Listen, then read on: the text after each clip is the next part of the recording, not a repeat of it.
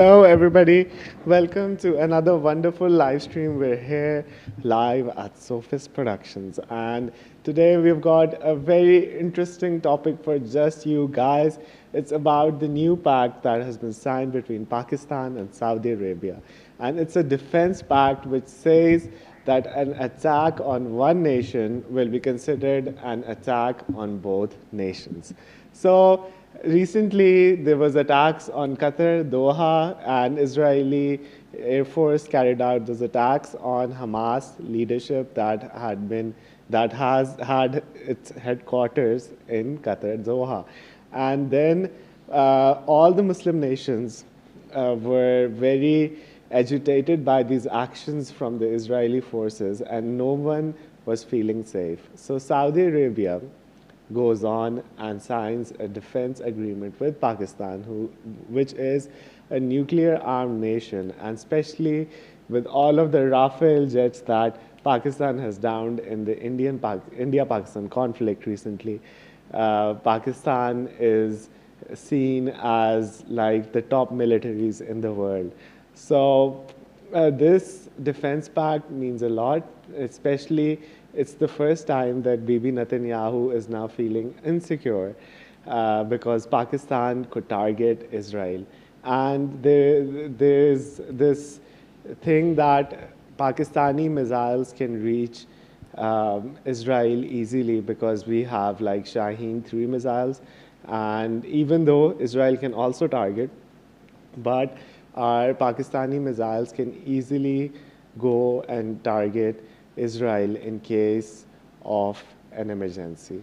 So without further ado, we have Anila Shahzad, who's a regular on our channel. She is here and she is like an author of a few books. Her recent book is Geopolitics, Frameworks and Dynamics in a Multipolar World. And she's here to discuss about this Pakistan-Saudi pact that is going on. And without further ado, how's your day going? And what do you think about the new alliance between Muslim nations? Especially we're hearing that it's going to be a Muslim NATO. So can you give us... Thanks, Wali. Thanks for having me at your show. It's a lovely show. And it's really nice to have a platform where we can talk about geopolitics, whatever is happening all around the world, very important things and very swiftly changing global chessboard that we're having in this era. This is a very special era which we are living in because so much is happening. It is so eventful because of the globalization and because of the means of communication and the means of transport and huge jumps in technology coming every now and then we hear and find that we have new technologies that have totally changed the way we used to live a few years back, and they're all called disruptive technologies.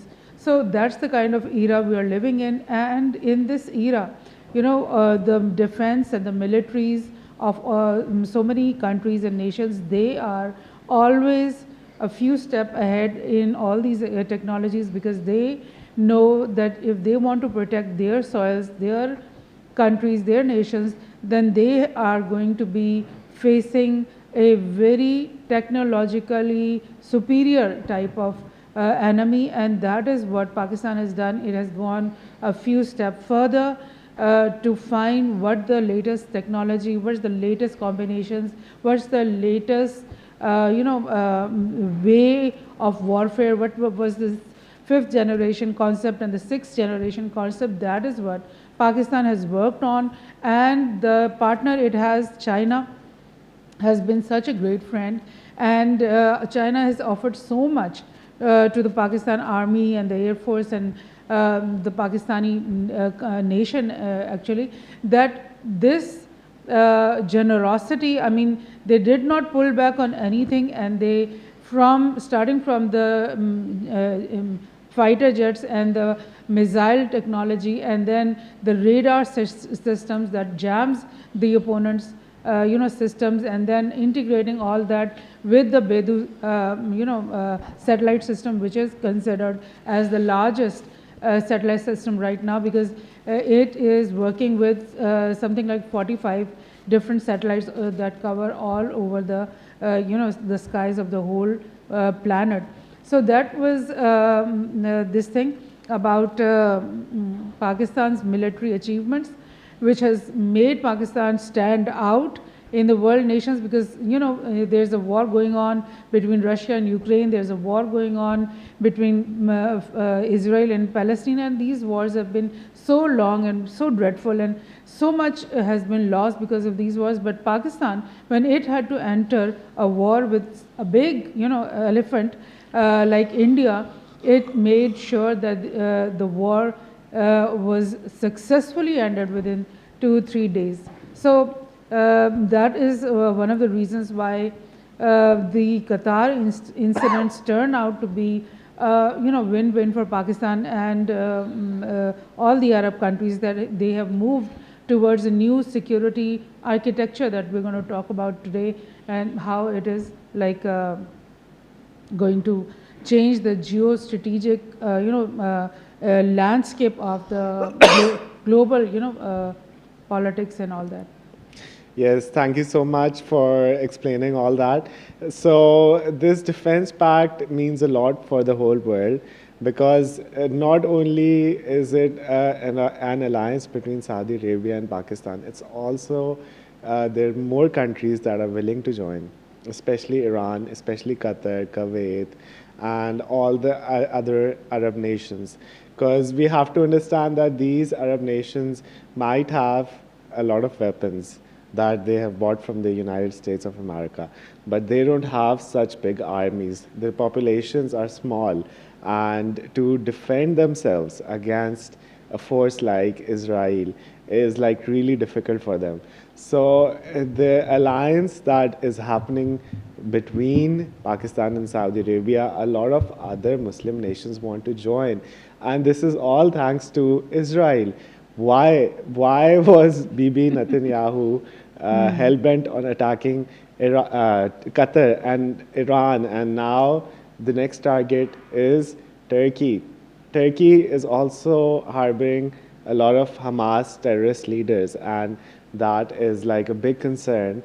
Turkey is on the edge of its seat, although Turkey is a NATO ally, but we're hearing that it's not going to matter, because as soon as Israel attacks Turkey, no NATO member will come to save Turkey, and then, and all of that alliance would be somehow broken, and Turkey would be left alone to defend against Israel, and that is very devastating.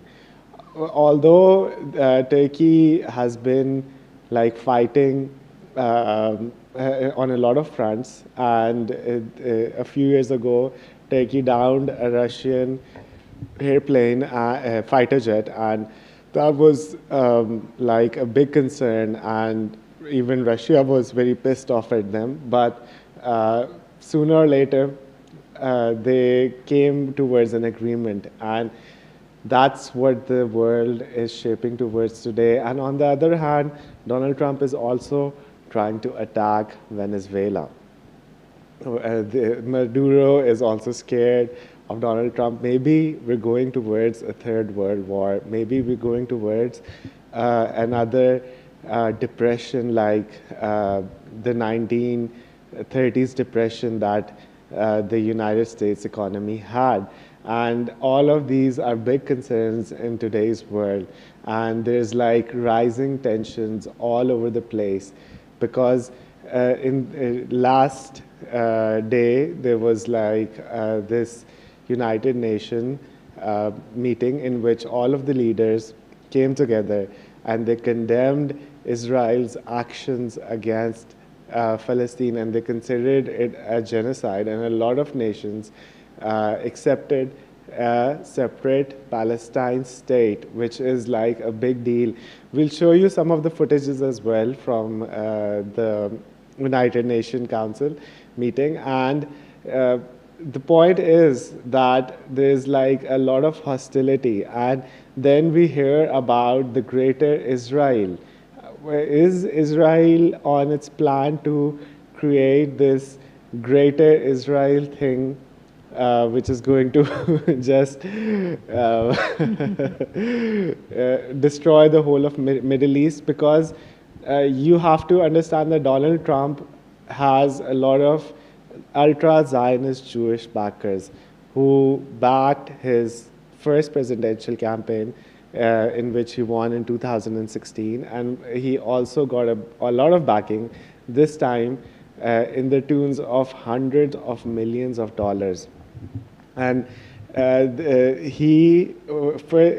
his first presidency, he shifted the embassy of America and Israel from Tel Aviv to Jerusalem. And now Donald Trump is thinking about destroying the most valuable thing to Christians and Muslims, which is Masjid al-Aqsa, in which all three religions, Jews, Christians, and Muslims, come together and pray.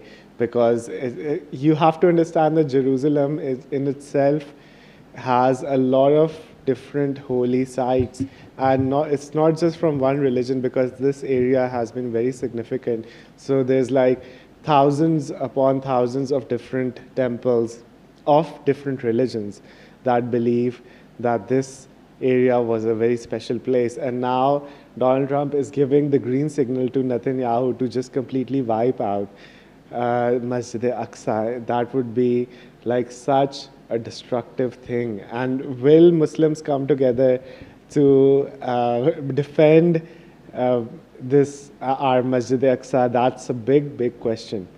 And also there's like tensions between India. In Ladakh, there are protests, and just as the Nepali protests were going on and the Gen Z came up and they were protesting so much, the Indian Gen Z is now also protesting against its government, the BJP government. They've burned a few places down, and especially the BJP headquarters in Ladakh, and it's not stopping. There's this guy who was doing this 30-day, I guess, hunger strike, and he just stopped and he said that I don't want people to come out, because this could turn into a Nepal sort of a situation where the Gen Z come over and take down the whole government. And also this protest started just because they arrested a person who did this banner of I Love Muhammad. So there's a lot of things that we're going to cover today. And at first, we'll start with the Pakistan-Saudi alliance. What do you think about this alliance? Do you think that Iran wants to join? Do you think that Qatar is the next in line to join? And what about Turkey? And it seems like such a great idea. There was this, in the 70s, the Pan-African leaders tried to unite themselves in like a single military, but they were not effective against Israel, and they could not keep themselves together. So what makes you think that this time it would be different? And are Muslim countries better off aligning themselves? So very interesting times actually. And I would like to give a context of what happened. That in Qatar, these peace negotiation team was sitting, and peace negotiations are something like a sacred thing, and they have to be respected. Qatar is voluntarily giving its place, giving its buildings and all this, their infrastructure, for the peace talks to happen. In the same way, Turkey has also been engaged in peace talks. Egypt has also been engaged in peace talks. And whenever there is peace talk, there has to be at least peace in that building. So what the Israelis did, that they sent 12 F-16s and F-35s on the spot, on top of that building, and they bombed that building. I mean, this is the extreme rogue thing that any country could do. Like hit the peace tables, peace negotiation tables, and then not that they were sorry about it, they didn't say anything like that. The next day or the next few hours, the Israeli officials said that we are going to now target Hamas leaders wherever we find them. And everybody knows Indonesia that Turkey is another country that is always hosting Hamas leaders. They are accommodated there. They are there is collaboration between with the Turkey's the officials there, and they also give them place to live and safe haven. And then Hamas leadership is also always coming and going in Egypt, because Egypt has also been involved in all these peace talks. And then the Hamas leadership is also reportedly coming and going in the Sinai Peninsula of Egypt, because the tunnels, underground tunnels, come and go from there, although they are hidden and although there are no official reports about them, but Hamas people, Hamas leadership is in all these countries, and they might be in other countries too, but at least they are always present in Turkey and Egypt. So has Israel said, in other words, that now it's going to attack Turkey and now it's going to attack Egypt? That was the big thing that came. And of course for Qatar it was a big shock, because Qatar is housing the biggest US military base in the whole region, in the whole Middle East. And this Al Ubaid military base is not only the biggest base, US military base, but it is also the headquarter of CENTCOMs. Now, if you are sitting in a small country, very small landmass, and CENTCOM is stationed there, and the biggest military is stationed there, and you can't even protect that little country, then how you are saying to the Arab world that we are going to protect the Saudi Arabia, we are going to protect Kuwait and Bahrain? All of these countries have given military bases to the US. So what has happened? The moment Israel came with their fighter jets on the top of Qatar airspace, did they just shut off all their signals, all their radars, and packed everything and left their offices? What did they do? So this is the very big alarming question which has to be raised, and which has been raised, that when there is something between Israel and the Arabs, the US is going to choose Israel. Is not going to choose the Arabs. Maybe they have been saying that we will protect you against Iran. Maybe that would have been the case. But if it's Israel, they're not going to protect you. So that's what the Arabs have realized. And within the day or two, Qatar called this emergency OIC summit, and there everybody talked about an Islamic NATO. Turkey talked about it, Egypt talked about it, and all of the countries, Qatar also talked about it, and Pakistan talked about a possible Islamic NATO, and everybody was like this, that we want to join this thing. Iran said that an Islamic NATO should be formed, and we want to be part of it. So that's what happened. It's like a really interesting situation. I mean, also, what do you think about India? Is India like happy about this pact? Because what we see that Modi was like deeply moved by this pact between Saudi Arabia and Pakistan, because recently Pakistan and India had these skirmishes and Pakistan was standing alone, although Pakistan did down like 4 Rafale jets. And I'll show you the news as well, in which yesterday it was confirmed all the win numbers of these airplanes, tail numbers, and these 4 Rafale jets. So India is like deeply moved because of this pact, because is the next time when India is going to attack Pakistan, is Saudi Arabia going to come in and defend Pakistan? And that's what is so attractive to Pakistan, that uh, because there's like tensions between India and Pakistan. Pakistan does not care about Israel that much because Israel has never been that offensive towards Pakistan. Although Israel is now working towards a greater Israel and it wants to like bomb all the Middle Eastern countries, and it wants to change the world map as it seems fit. And of course, it's like a big what you could say, honor to protect the holy places of Muslims, which is the Kaaba in Mecca and also the Medina. Holy Mosque in Medina. And it's like a big honor, and Muslims would always defend these places, any Muslim. But now, through this official defense pact, Pakistan is now defending the whole of Saudi Arabia. There was this sort of an agreement a few years ago, like 7 8 years ago, when Saudi Arabia had a war going on with Yemen, and Saudi Arabia was being the military people were being killed by the Yemeni forces, because you have to remember that Saudi people are not that brave.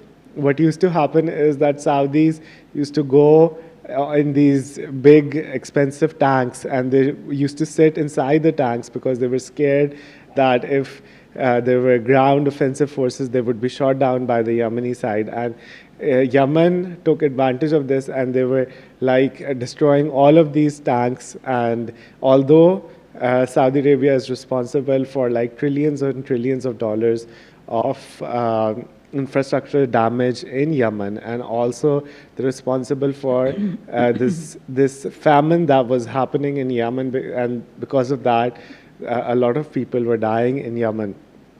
So at that time, like 7 8 years ago, in Pakistan's parliament, this came up that Pakistan and Saudi Arabia should join their armies and Pakistan should attack Yemen. But at that point, it was not that favorable in the Pakistani parliament. All the politicians disagreed with this, and Pakistan never did this alliance. But this time, it's not against Yemen. It's not against a friendly Muslim country. It's against, this alliance is against Israel. And on the other hand, it's also an alliance against India.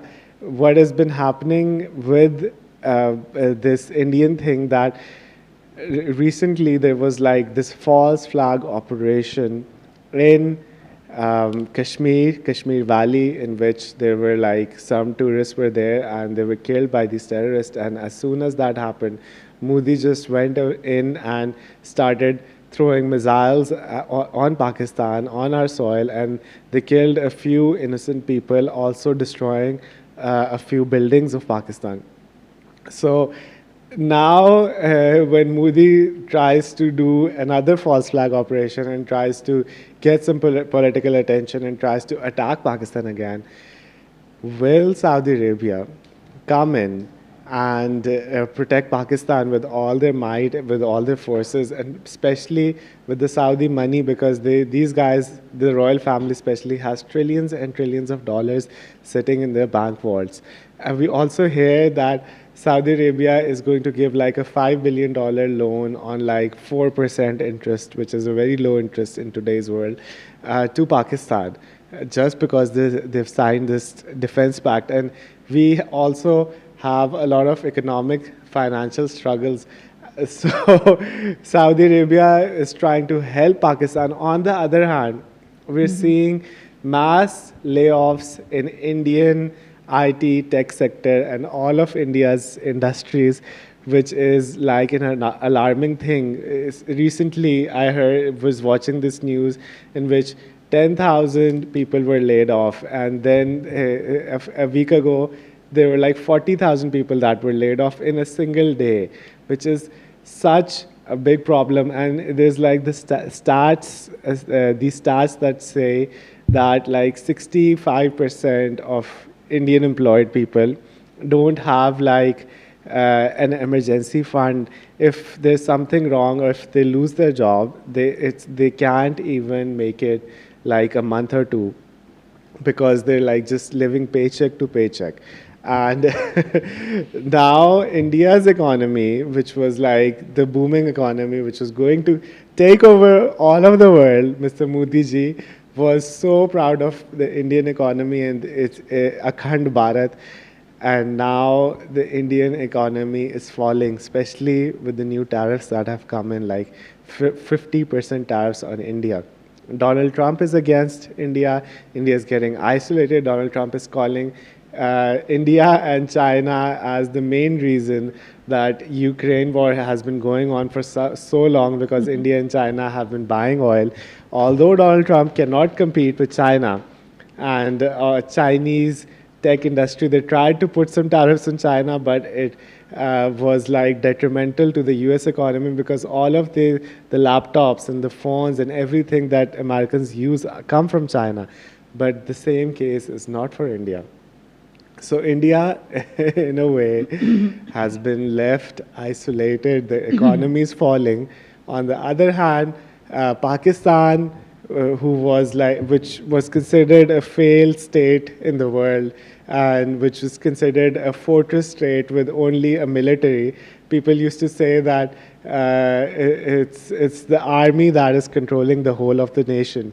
Now Pakistan is seeing these alliances with all of these Muslim nations and also with the United States of America. Recently, I'll show you that footage as well, that Shahbaz Sharif is talking with Donald Trump, and India did not even come in the UN United Nations meeting in which all of these leaders were there. So Pakistan is now becoming like a booming economy, while India is like a falling economy and it's like a failed economy.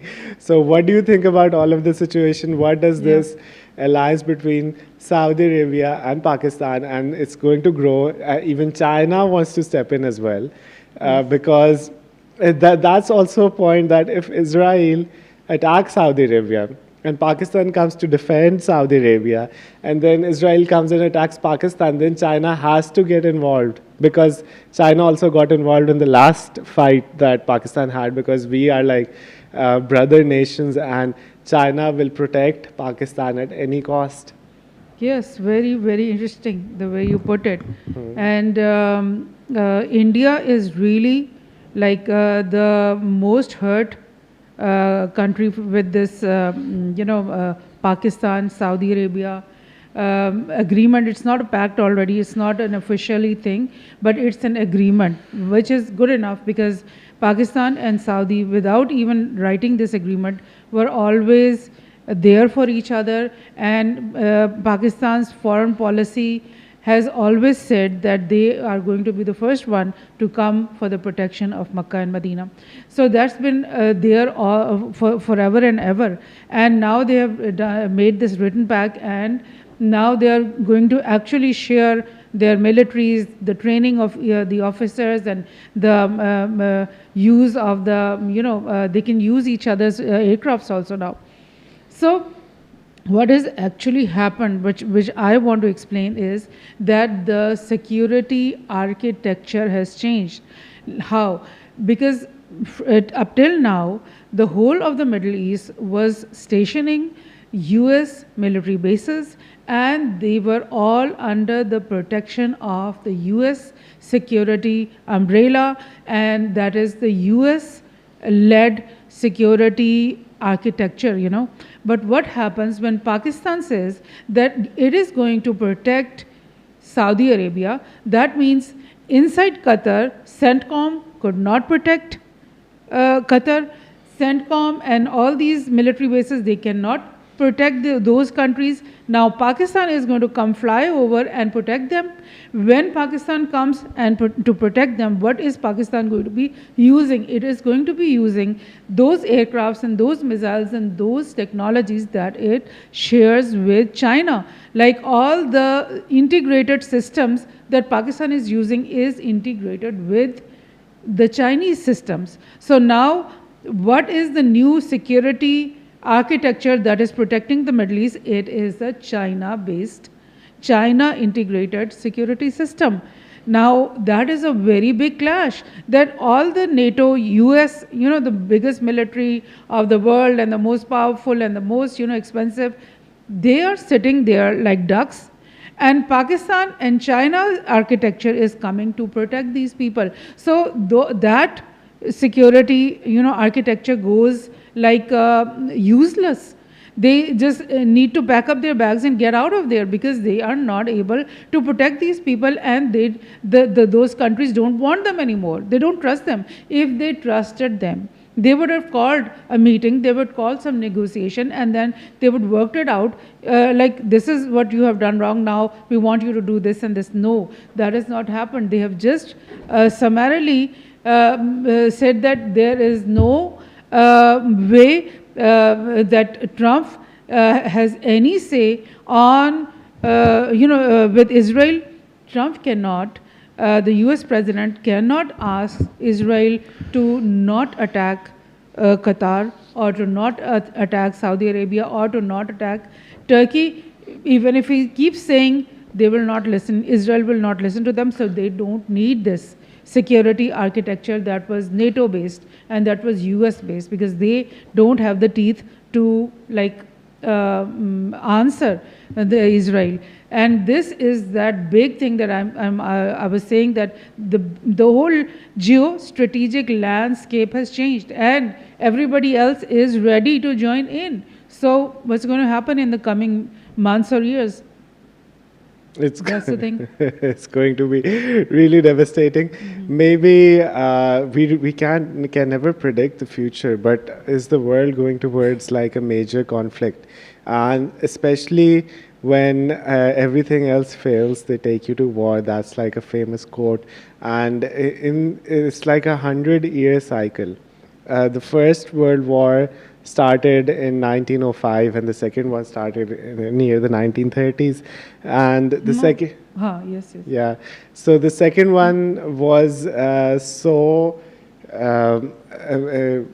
dangerous because these countries who were like suffering, especially Germany, who was humiliated and they had hyperinflation and all of these things, they wanted to regain their glory, and they thought that why not go and have like this great amazing world war and then regain their glory and take off over all of these nations.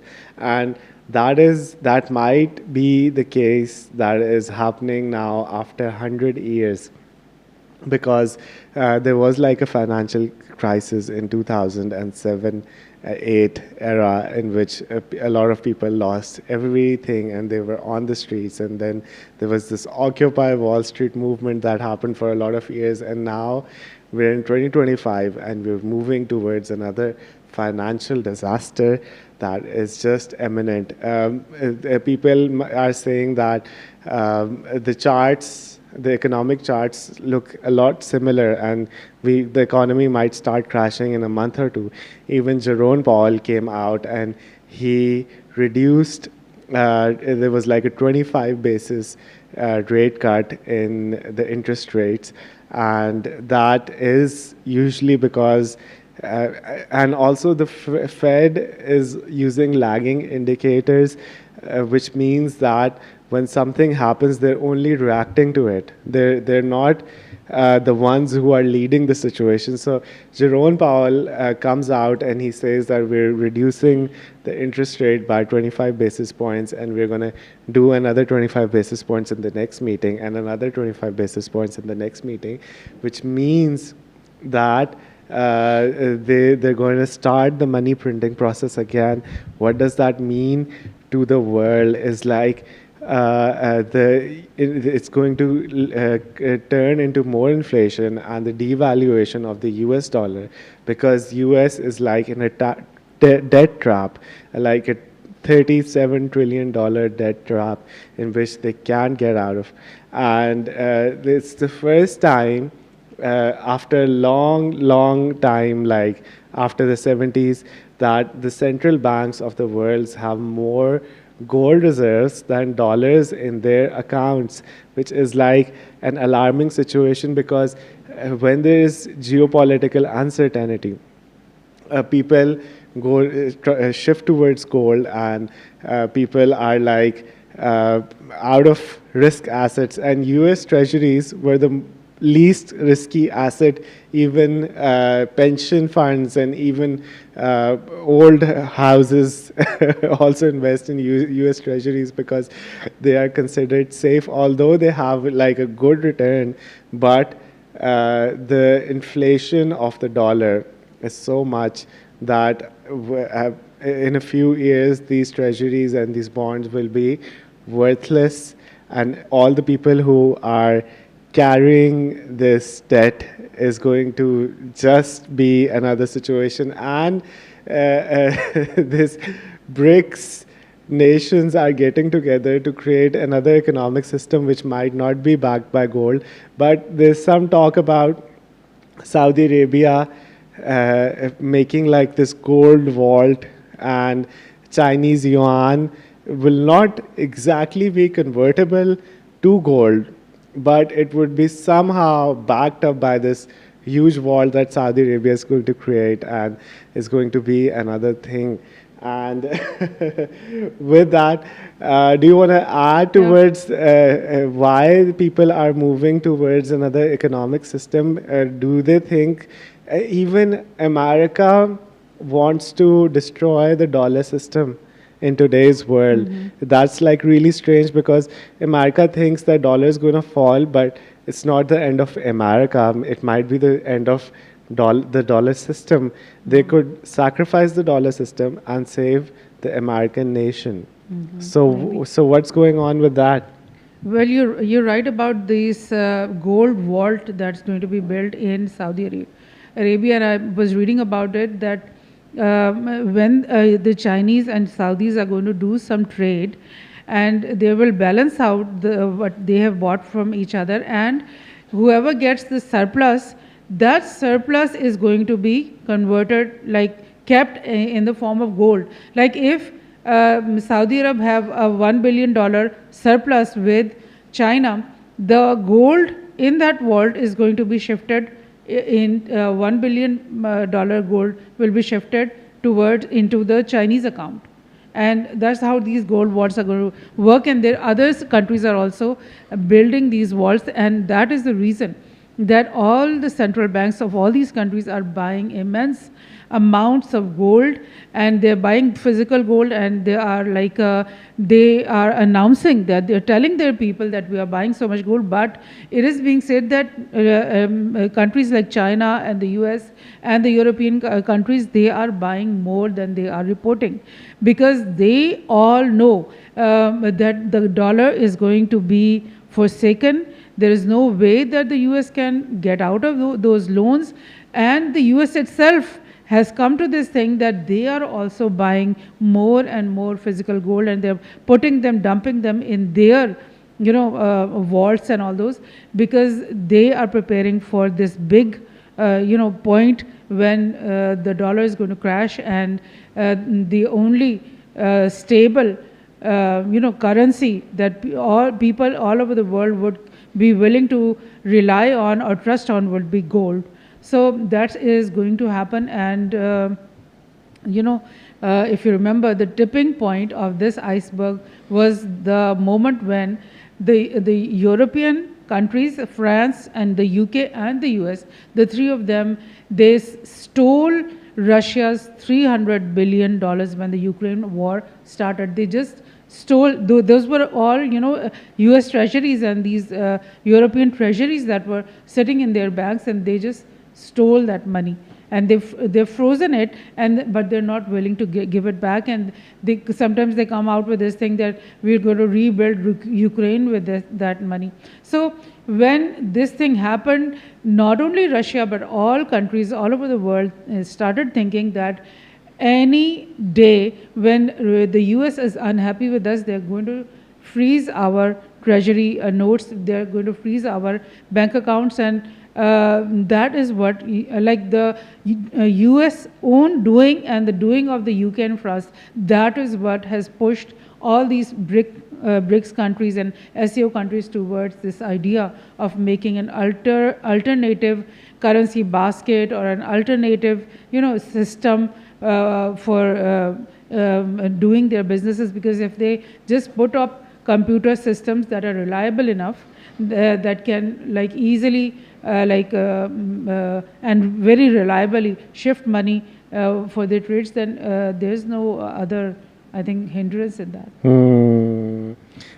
That's like a really in-depth and a really good thing that you just explained. And I mean, the world is changing. Is it for the better or is it for the worse? But people are scared about the investments, and people are scared about this fake economy, and also people are thinking what the world is going on. So with that, let me read a few comments. There's not a lot of people today in our chat because maybe we're here after too early actually. Too early for our stream, or maybe we're here after such a long while that we've not been active. Maybe that's why people aren't here. So Nadeem is here, he's saying salam, and Mohammed Fazan is also here. And Fazan is saying risk of being pulled into India-Pakistan conflict, which Saudi may not want. Simpsons can predict future. What do you think about this? They sacrifice the dollar system slowly while testing Bitcoin as the future. Yes, that is also talk of the town, that they are introducing stable coins. Especially Donald Trump himself is responsible for this. His Liberty financial system is like introducing new stable coins, and it's like a new system. They might crash the dollar, and they might give you stable coins which could be good for a little bit, but all this adds to the surveillance that they're doing. Because if you don't have if you don't have a physical banknote, you just have a digital token in your mobile app, the US government could take it away anytime, and they could track all of your purchasing and all of your habits and where do you go, which is very concerning to the whole of the world. On the other hand, these stable coins would be like total, what you could say, or George Orwell said that the world is shifting towards a surveillance state, and everyone's going to be like in this dystopia in which people are going to be slaves to a few people. A few people will have so much control and power over the rest that it's just going to be like hell on earth. People might not want to live anymore. So that's the place that we're going towards, and it's such a shame how they want to introduce central bank digital currencies, and how they want to change the whole world with their financial manipulation that they have been doing for the past, I don't know how many, 200 years. We did discuss this in an earlier episode as well, that all of these banknotes were introduced by the British people in the subcontinent and in Africa, and there were no banknotes before. In the Mughal era or in the Khilafat area, they used to actually have gold and silver coins in which they used to trade, and that's such a big point that all of us have to see. But coming back to our topic is what's been happening with in the United States General Assembly meeting. And I want to show you a video. Can we see the video? Oh. Now this is a video of Indonesian. We believe in the United Nations. President. We will continue to serve where peace needs guardians, not with just words, but with boots on the ground. If and when the United Nations Security Council and this great assembly decide Indonesia is prepared to deploy 20,000 or even more of our sons and daughters to help secure peace in Gaza or elsewhere. So the Indonesian president comes on and he says that he's willing to get to 20,000 of his own military people, boots on the ground in Israel to stop this genocide. That's like a big claim from the Indonesian president, especially when Indonesia is the biggest Muslim population country in the whole wide world. So that's like a big surprise to everyone that Indonesia is now standing up. And the Saudi delegation rises as the French president officially announces France's recognition of the state of Palestine. How amazing is that? You can see the whole of Saudi delegation standing up and smiling and clapping on the Saudi. So there's also when watu wakitoka nje wakiashiria kwamba hawataki kumsikiliza. Inavyoonekana ni kutokana na sera zake juu. So when the Israeli speech came on, Netanyahu came on, all of the UN members just walked out. Is that like such a big shame? We also hear this conspiracy that when Donald Trump came on, his teleprompter was not working.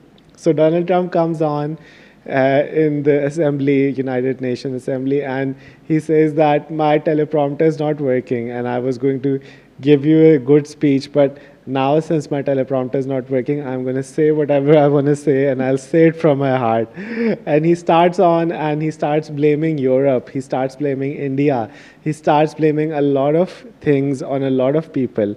He calls the United Kingdom a failed nation because of its immigration policies. And he spends a big chunk of his speech talking about how these European countries are being destroyed because they are doing these immigration policies in which all of these people from like third world countries are now moving towards the first world countries, and they're destroying the whole of their societies and their economies because there's no jobs left for the Americans. There's no jobs. They're also killing and raping, and there's also human trafficking going on because of all these people who are moving from third world countries and they're coming in illegally. And the free speech era is also ending. And he comes on and he's blaming India for the Russian-Ukraine war. And he says a lot of things, and then the Indonesian president comes on, and as soon as he starts about our military action against Israel, his mic is cut off. Now that is an interesting. That was Erdogan. Also the Indonesian president.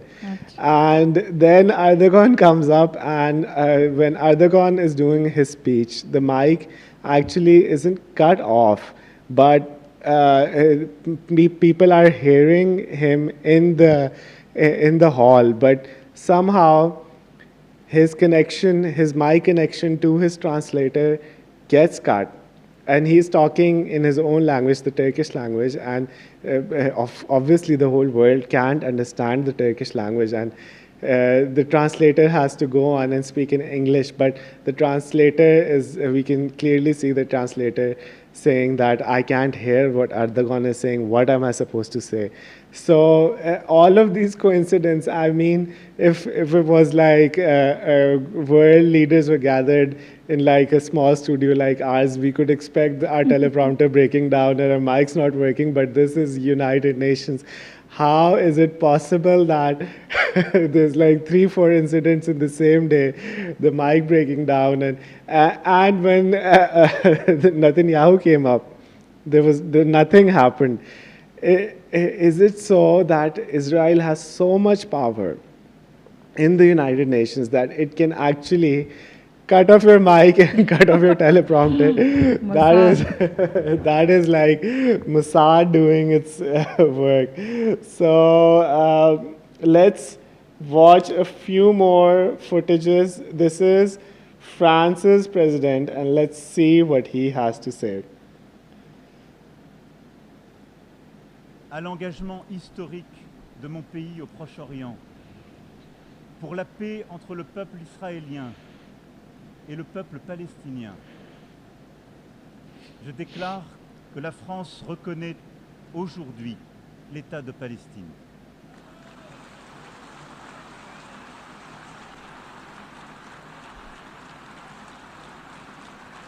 So earlier we showed you all the Arab leaders who were cheering for France's president, and now we're showing you what France's president said. He said that I declare today, France recognizes the state of Palestine, which is like a wonderful move from the French government. And UK hasn't said, I think. UK hasn't said. So, do you want to talk, put in your 2 cents on all the situation, on all the things that I've discussed right now? Well, it's very interesting that just a few days after the OIC summit in Doha, we have this UN General Assembly's annual meetup, and in this meetup, all the Muslim countries and all the Arab countries, they have made it a chorus to all of them talk about Gaza. All of them talk about the genocide happening in Gaza, and all of them pointing out that Israel is the culprit who is without any, anyone to stop it, or it is continuously committing genocide against those people. It wants to totally wipe out the Gaza population, 2 million people, and God knows how many have already died, and how many, and the way they are suffering, that is so painful. And the humiliation that Israel has faced inside the UN, it was remarkable this time, and the way everybody went out when Netanyahu came for the speech. And the big thing that European countries, I think France and Italy and Germany, I think all of them have said that we are going to recognize Palestine, because all of them, they are sensing this thing, that another world war is coming to their doorsteps. European leaders and European defense chiefs, they have been saying this for the last year or so, since the Ukraine war started, that they are preparing their countries for a very big major war, which in other words would be a third world war. And the Arab countries, they have been preparing. Egypt has been doubling and quadrupling its military presence in the Sinai Peninsula, and is buying new fighter jets, and already Egypt is the biggest military power of the whole Middle East of all these Arab countries. And still it has been buying, and it has bought air defense systems from China and already installed them in the Sinai Peninsula. So people all over the world are getting ready for big encounters. Russia is already in a war. China is making a big, very huge military infrastructure. It has so many fighter jets in thousands, and so many fighter naval crafts, and it has such a big infrastructure that it is willing, it is happy to give so much to Pakistan. Maybe a lot of it charges, and a lot of it is just giving without charges, because what China wants is a peaceful Asia, a peaceful neighborhood, and a balance of power that will not allow any new war to start in this region.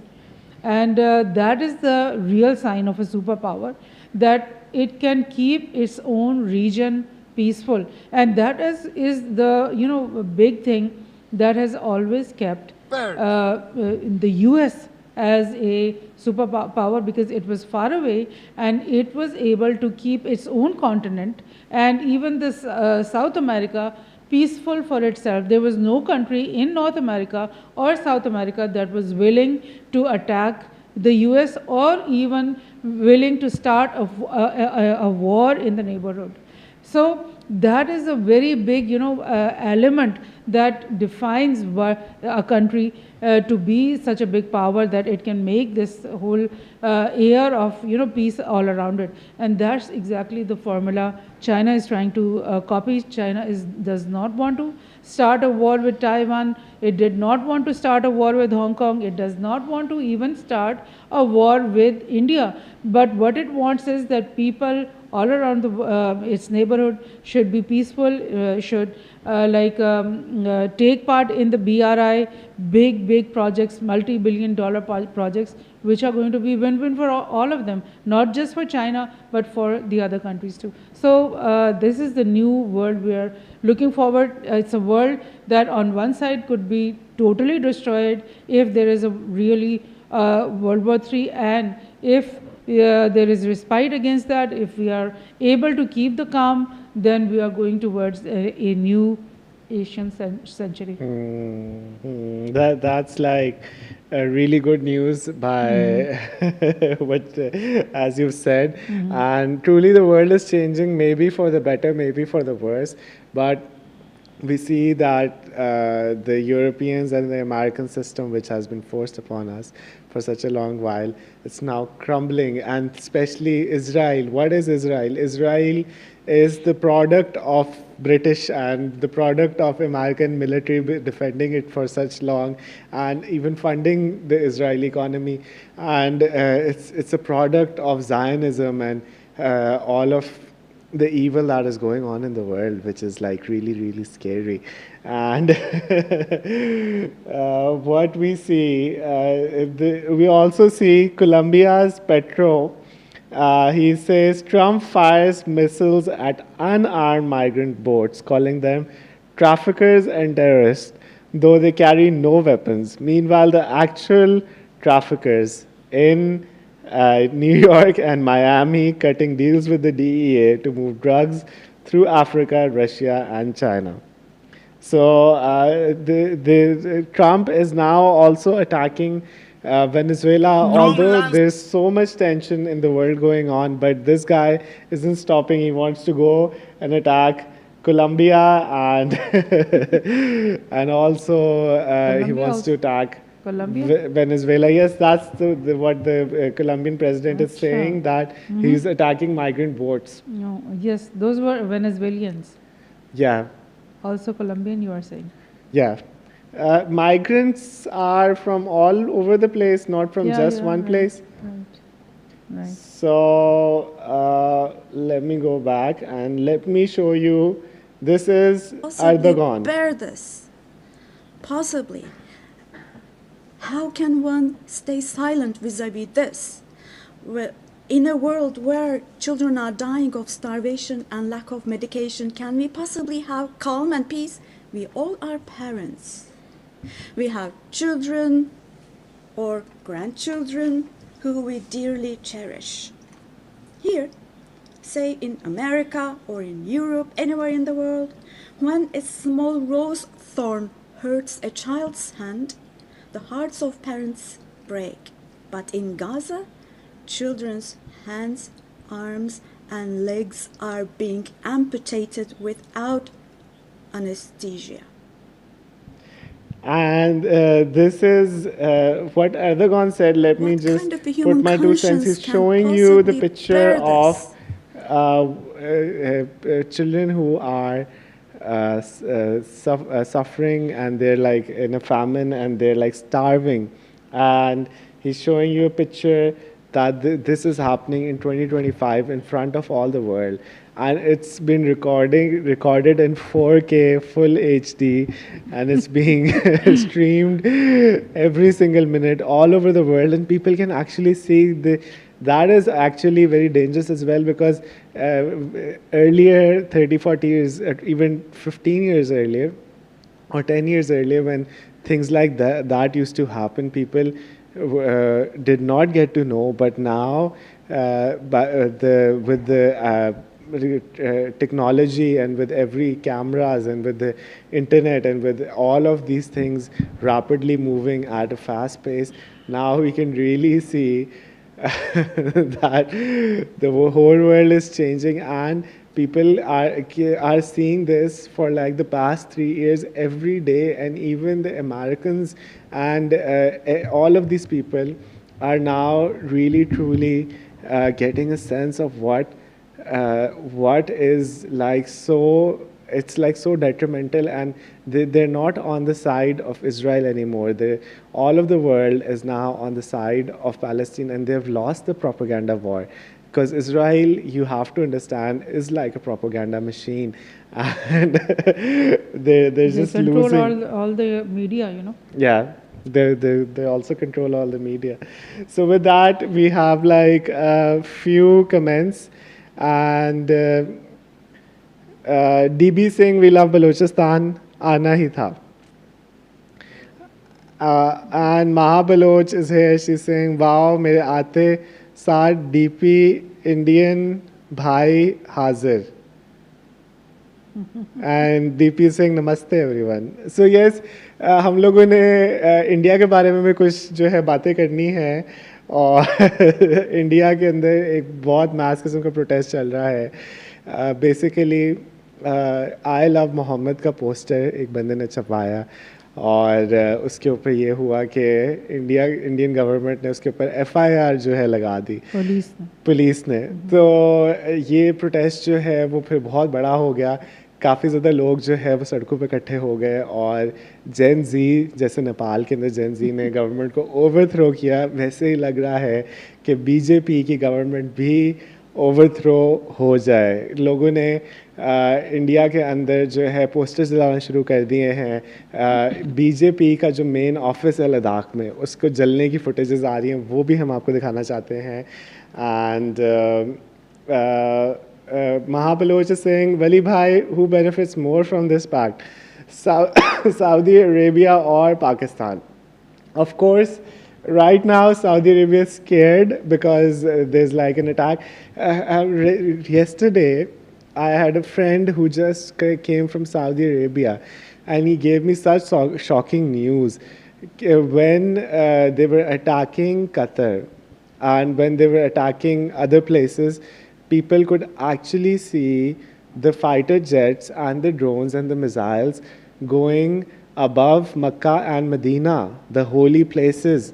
There's like actual footage of that people can see these drones and these missiles being fired, and they're going above the Saudi airspace. That is so devastating. And what is going to happen? Because we remember जब 9/11 हुआ था, तब America के अंदर ये बात चल रही थी कि खाना काबा के ऊपर न्यूक्लियर मिसाइल मार दो. तो was that going to solve any problem? But it just shows you the mentality that they're so close, they're attacking all the Middle Eastern countries, and there's like bombs flying over Saudi Arabia. So is it going to benefit Pakistan more or Saudi Arabia more? I guess right now Saudi Arabia is so scared that it's helping Saudi Arabia more. But you never know, because Pakistan is not such a good economy. Saudi Arabia could help a lot. हमारी जो है, हमें $5 billion का loan जो है वो फ़ौरन हमें एक्सेप्ट किया, पाकिस्तान को दिया गया है इस पैक्ट के बिल्कुल फ़ौरन बाद. और इंडिया दोबारा से जो मोदी जी जब आके हमसे बदला लेने की कोशिश करेंगे, हम सुनते हैं कि मिशन संदूर 2 अब लॉन्च होने लगा है, और इंडिया एक दफ़ा दोबारा जो है अपने फाइटर जेट लेकर आएगा और पाकिस्तान का नेस्तो नाबूद कर देगा. कराची भी तबाह कर देगा, इस्लामाबाद भी तबाह कर देगा, लाहौर भी तबाह कर देगा. मगर ये अब एक फैंटेसी बनती जा रही है. वैसे हमने सुना है कि इंडिया ने कहा है कि हमें फ़र्क नहीं पड़ता कि सऊदी अरेबिया और पाकिस्तान का कोई पैक्ट हुआ है, हम फिर भी अटैक करेंगे और हम जल्दी अटैक करेंगे. अब ये अटैक अगर होता है तो क्या सऊदी अरेबिया हमें हेल्प करेगा?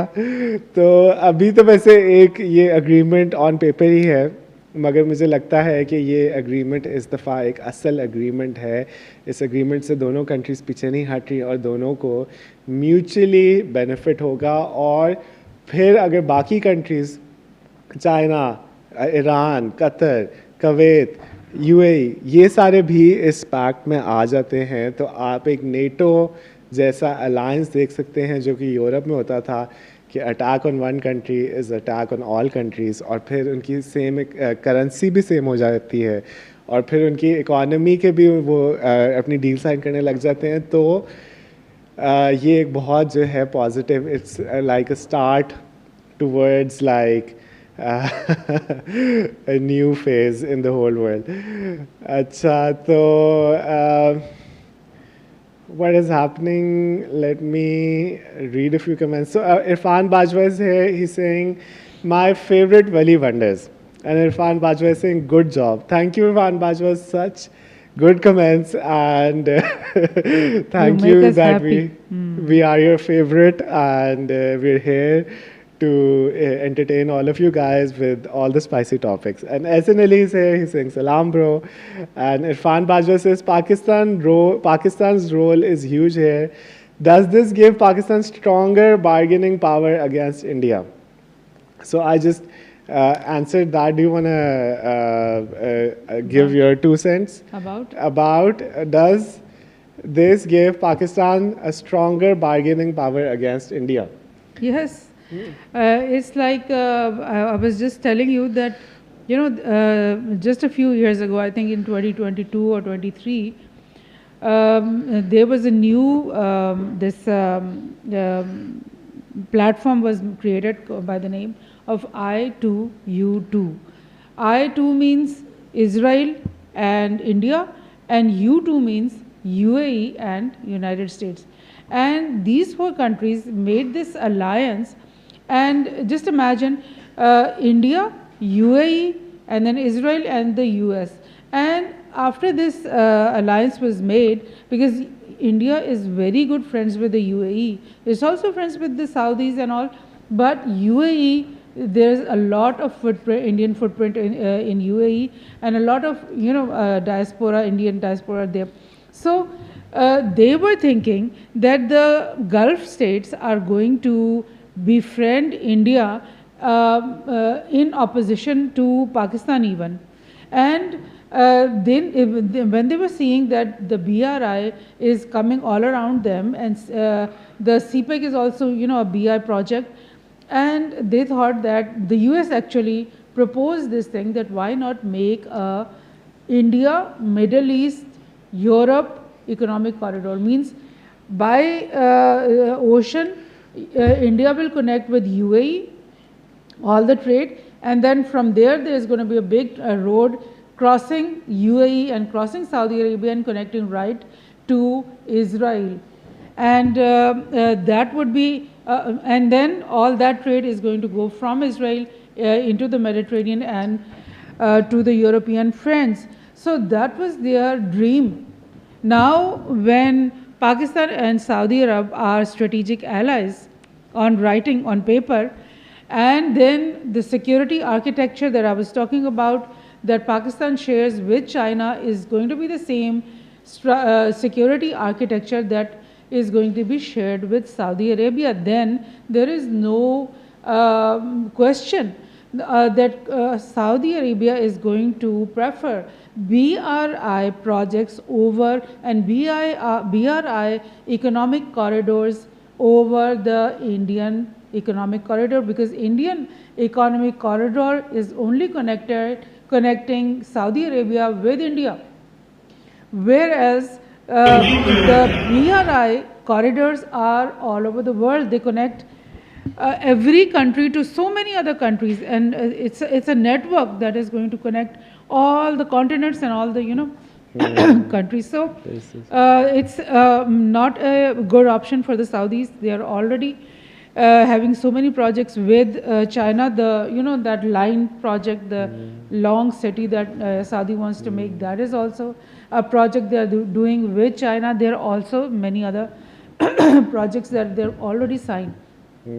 So there is this thing is what is not only hurting India, it's crushing their dreams. We want to show the protests that are going on. Can we show the video? Yes. So this is happening in India right now. Uttarakhand and Uttar Pradesh. Uttarakhand and Uttar Pradesh. So they're burning down the buildings. It seems like a Nepal sort of a protest. And this agitation is happening in Uttarakhand. Students are raising slogans, paper chor, gaddi chor. Paper chor, gaddi chor. Let's zoom out.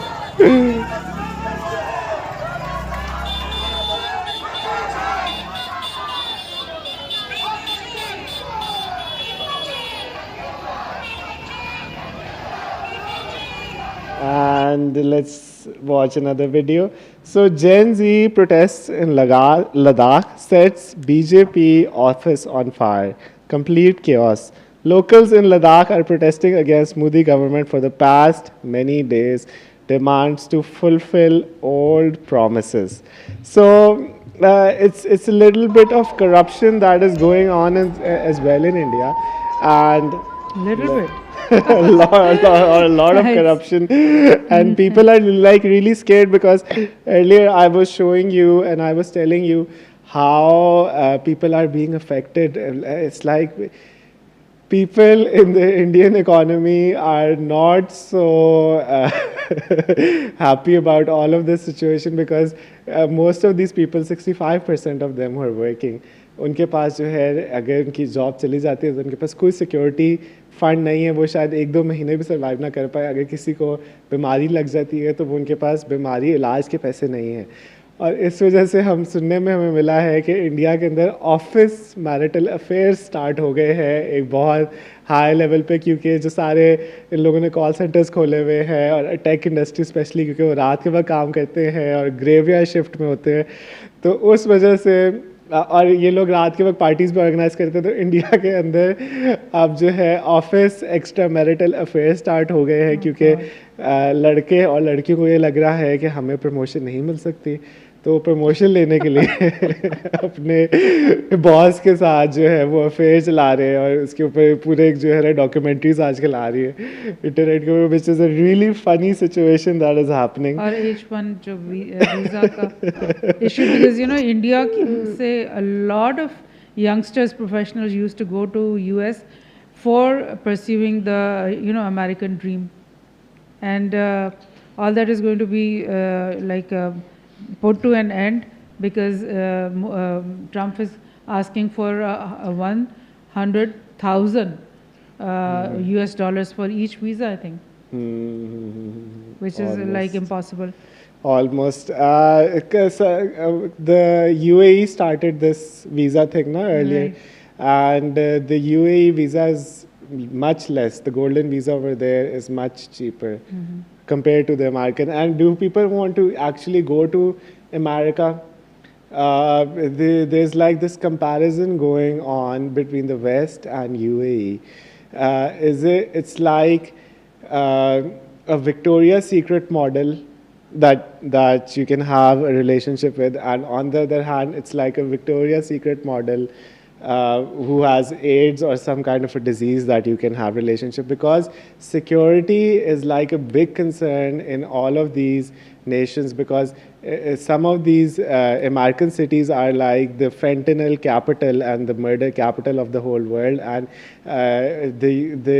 even UK is जो है ना बिल्कुल वो तबाह हो रहा है और हर रोज़ वहाँ प्रोटेस्ट हो रहे हैं और सारा जो है ना अनसेफ लोग फील करते हैं. फ्रांस में भी कि उनकी सिक्योरिटी जो है ना लोगों की, पीपल डोंट नो, अगर आपके पास एक बहुत महंगी गाड़ी है या आपके पास बहुत अच्छी गाड़ी है तो लोग जो है वो रात के टाइम आपको आके, अगर आप किसी भी गली में फिर at the wrong place at the wrong time, तो आपको जो है ना वो चाकू छुरे मार के चाकू करके तो आपकी सारी चीज़ें चोरी कर लेते.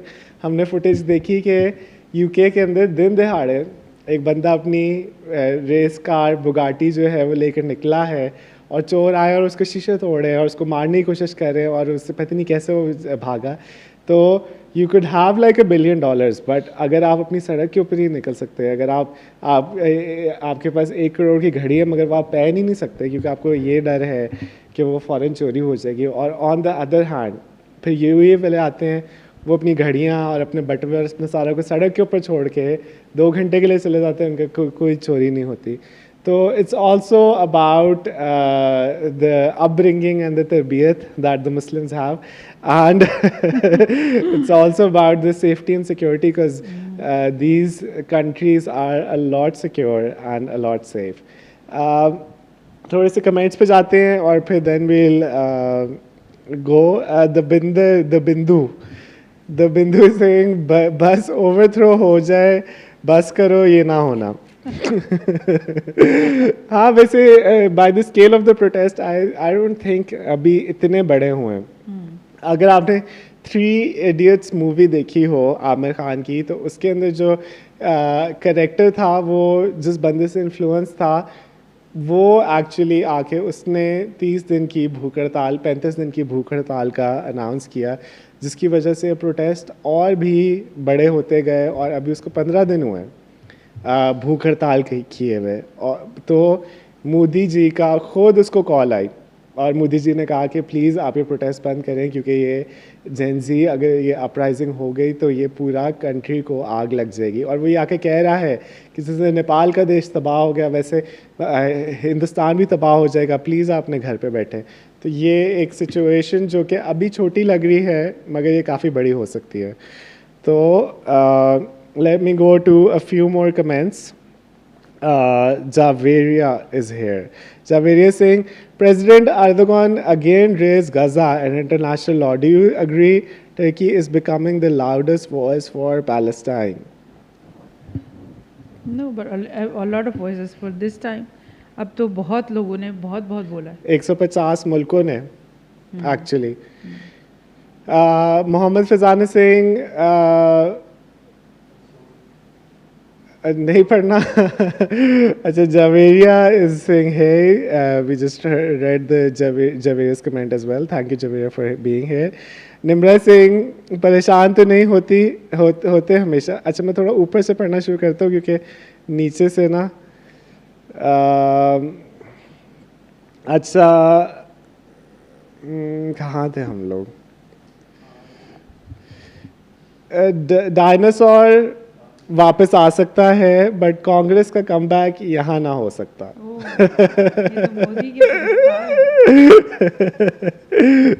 Modi lovers. Modi lovers. Asma saying France and Europe seems cautious. Will Europe eventually distance itself from US policies? ये अब हमें वैसे बड़ी एक अच्छी इंटरेस्टिंग और बहुत जो है ना लेटेस्ट न्यूज़ है कि यूरोप की कंट्रीज़, और मैं आपको यूनाइटेड नेशन की जो कि अर्सला वॉन्डरले है, वॉन्डरलिन यूएई की नहीं यूरोपियन यूनियन की, तो उसने भी आके गज़ा के ऊपर स्टैंड लिया है। I mean, that is like a whole new shift that is happening in the world. So,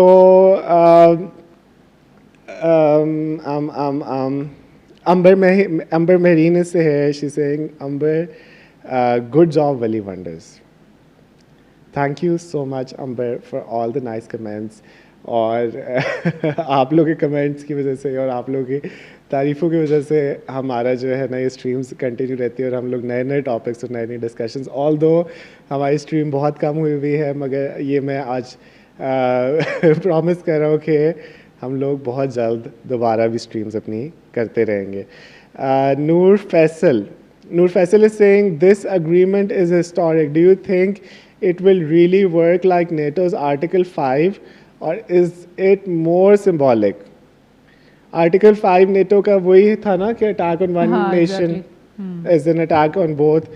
So NATO तो अपनी मौत मरने लगी है, NATO को तो जाके डोनाल्ड ट्रंप भी, अच्छा ये डोनाल्ड ट्रंप ने अपनी स्पीच पे कहा कि अगर हम लोग जो है NATO का साथ छोड़ दें तो नेटो की कोई स्टैंडिंग नहीं है, क्योंकि रशिया यूक्रेन के ऊपर रुकेगा नहीं। यूक्रेन और रशिया की जो वॉर है वो आखिरी स्टेजेस, फाइनल स्टेजेस में घुस गई है और अमेरिका ने यूक्रेन को बिल्कुल छोड़ दिया है। डोनाल्ड ट्रंप और रशिया का प्रेसिडेंट व्लादिमीर पुतिन अभी रिसेंटली अलास्का में मिले थे और उन लोगों ने एक पीस नेगोशिएशन करने की कोशिश की, मगर अब वो पीस नेगोशिएशन कूड़े के डब्बे के अंदर उन्होंने फेंक दी है। और डोनाल्ड ट्रंप ने कहा है कि जितने मर्जी यूक्रेनियंस को तुमने मारना है और जो मर्जी तुमने करना है वो तुम करो। तो यूक्रेनियंस को उन्होंने शेर के मुंह में धकेल दिया है। और फिर पुतिन ने यूक्रेन के ऊपर नहीं रुकना, पुतिन ने पूरे यूरोप को अटैक करना है। और जैसे यूक्रेन की जंग ख़त्म होती है और यूक्रेन हार जाता है, पुतिन पूरे कंट्री के ऊपर टेक ओवर कर लेता है, तो नेक्स्ट जब वो यूरोप के ऊपर अटैक करेगा तो नेटो का वहाँ ही एंड हो जाएगा, क्योंकि सारी नेटो मिल के भी रशिया का मुकाबला नहीं कर सकते। फर्स्ट नंबर पे अगर आप मिलिट्री देखें तो अमेरिका की आती है, और सेकंड नंबर पे रशिया की आती है, और थर्ड नंबर पे चाइना की आती है, और फोर्थ नंबर पे इंडिया की आती है। ये भी मैंने वैसे आपको दिखाना है आर्टिकल। तो फोर्थ नंबर की आर्मी को तो हमने डिफीट कर दिया है, मगर जो फर्स्ट नंबर की आर्मी है ना यूएस, उसने अभी तक कोई जंग नहीं जीती। वियतनाम वॉर से लेकर अब तक जीती कोई भी नहीं। जंगे हारने के डिस्ट्रक्शन बहुत, हारने का उनको जो है ना एक्सपीरियंस बहुत अच्छा एक्सपीरियंस है। अच्छा, तो I wanted to add something about the Indian protests you were talking about. There are two types of protests actually. The ones that are happening in Leh inside Ladakh, that is occupied Kashmir, that is totally different, because those are people who want India to give them some statehood or something.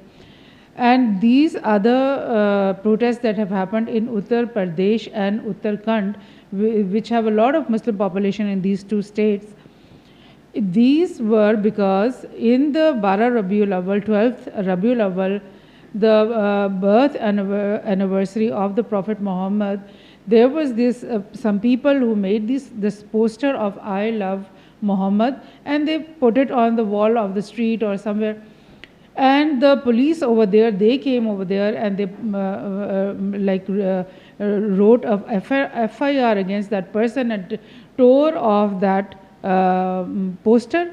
And what happened after that, that these people, all these Muslims communities, they got furious and they printed so many posters and they started making processions and protest and coming out in the streets. And then there was then the whole thing went into Uttarakhand also, and that the protests are like going on for so many days now. It started from the 4th of September and now it's 24th of September and they are still going on. And now they're also trending I love Muhammad in the Twitter, and the trends are going on. And Pakistan, people from Pakistan and people from India, all Muslims are taking part in that, those trends. We all of us should also.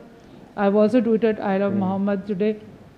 So that is the big thing, that what will happen. The Ladakh protest is not that big, but if these crores of Muslims, all of them get out in the streets against the Modi regime, who have been like oppressing the Muslims for 10 years now. So that is going to be the Gen Muhammad, that is something that is going to shake the Indian soil for good.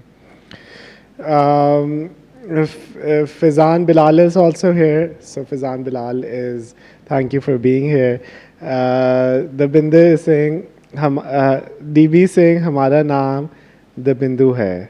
DB बुला सकते हो. Nimra is saying, DB तुम जिंदा हो. Nice to meet you here. And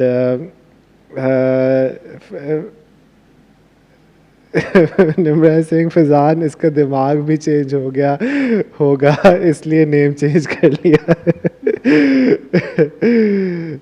Noor Faisal is here. I think I've read her comment. What is happening? The DB saying crime patrol straight up. Ayushman योजना होता है हमारे यहाँ, योजना होता है हमारे, क्या बोल रहे हो? थोड़ी सी ट्रांसलेशन भी हमें चाहिए। आयुष्मान योजना क्या होता है?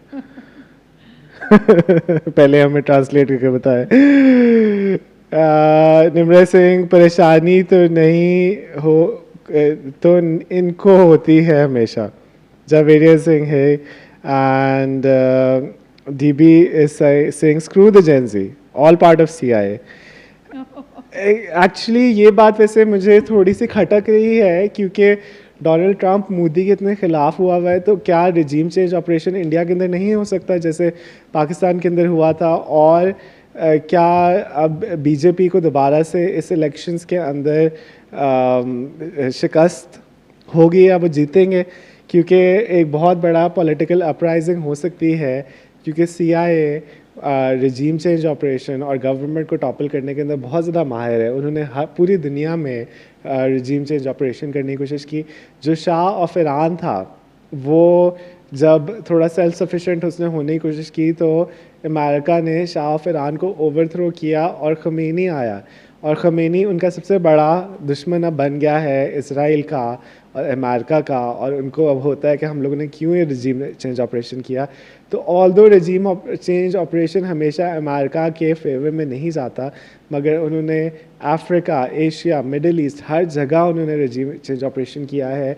और पिछले इस इलेक्शंस में ये मोदी जी ने इल्ज़ाम लगाया था कि अमेरिका ने लोगों को फंड किया है और लोगों को उकसाया है और एक रेवोल्यूशन लेकर आने की कोशिश की है कि बीजेपी पावर में ना आए।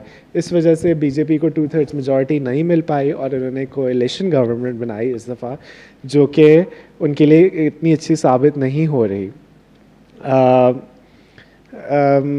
एंड यस द बिंदु, यू राइट कि CIA का हाथ अब पहले तो पाकिस्तान के ऊपर हम लोगों ने तो इतने अरसे देखा है कि पाकिस्तान के साथ ये लोग क्या करते हैं और कैसे हमारी गवर्नमेंट्स टॉपल होती हैं, और कितना पाकिस्तान के अंदर जो है ड्रोन अटैक्स हुए, कितने इनोसेंट लोगों की जाने गई। पता नहीं 70,000 लोग जो है वॉर ऑन टेरर के ऊपर उनकी जानें हलाकत हुई, और स्टिल एवरी डे कोई नई से नई जो है ना हमें डेथ्स और नए से नए टेररिस्ट अटैक्स कर न्यूज़ आती रहती है। तो ये सारा कुछ अगर वो इंडिया के ख़िलाफ़ अब शुरू कर दे, क्योंकि इंडिया अभी टारगेट नंबर 1 है डोनाल्ड ट्रंप का, तो इंडिया के साथ क्या होगा? और इंडिया के अंदर कितने 1.4 बिलियन लोग रहते हैं, और इंडिया की जो मुस्लिम पॉपुलेशन है वो पाकिस्तानी मुस्लिम पॉपुलेशन से ज़्यादा बड़ी है। तो it's going to be, we don't wish any harm on the Indians, but it's going to be like really detrimental for all of this people. Nimra is like, भाई DP तुमने यहाँ हमसे बातें करने स्टे हो क्या? भाई DP तुम यहाँ हमसे बातें करने स्टे हो क्या? DP Singh, I mean she saying कि तुम हमारे से बातें करने के लिए स्टे यहाँ हो। तो DP सिंह, हाँ जी, इतना तगड़ा स्टूडियो। दोस्ती कर ले हम लोग DP से। Arni Singh, hey bro, amazing discussion. Mohammed Fazan says they only win in movie. So what about Operation Sindoor की मूवी नहीं आ रही? जंग तो आप जीत नहीं पाए, मूवी तो हम अच्छी बना के दिखा दे। DP सिंह, बिल्कुल। Arni Singh, attack on one is attack on both. ये क्लॉज रीजन की पावर डायनामिक्स को काफ़ी चेंज कर देगा। Thank you, Arnie, for being here. Arnie is always here in our streams, and he's like a repeat viewer. So, ये जो है ना, वैसे बात सही है कि attack on one is attack on both. ये जो है ना एक खटकता है अब इसराइल को और इंडिया को भी, और मुसलमान यूनिटी, क्योंकि मुसलमान का सबसे बड़ा दुश्मन मुसलमान ही है, और हम लोगों ने एक दूसरे के जो है ना टांगे काट के तो हम लोग आगे बढ़ते हैं। तो ये अब जो है चीज़ एंड हो रही है, और मुसलमान आपस में यूनाइट होके, क्योंकि अगर 1 बिलियन मुसलमान सिर्फ जो है वो 60 मिलियन जूस के अगेंस्ट, 60 भी नहीं, 6 million juice versus 1 billion Muslims. तो क्या जूश पॉपुलेशन सर्वाइव कर सकती है इतनी बड़ी जंग? मगर बात ये है कि वो डिवाइड एंड कॉन्कर करते हैं, वो एक वक्त में एक बंदे से लड़ते हैं, वो एक वक्त में ज़्यादा लोगों से लड़ने की हिम्मत नहीं रखते। So Sophia Williams is here. She's saying hello. Hey Anila, good job. Hello, Sophia. The Bindu is saying one question to everyone here. करूँ? अभी question नीचे आता है शायद। तो Sophia Williams is like Turkey ने फिर से गाजा के लिए बोल्ड स्टांस लिया। अर्दोगन हमेशा इंटरनेशनल लॉ पे एम्फसाइज करते हैं। Yes, टर्की ने बहुत अच्छा स्टेप लिया है, we're all amazed. And Ahmad Munir is like ये agreements लगता है जैसे political chess game, हर move अगली strategy set करती है। Yes, you're very right. And the Bindu is saying, nope, never in case of India. Many reasons. What is the question, the Bindu? Please करें, हम आपके question answer करने के लिए तैयार हैं।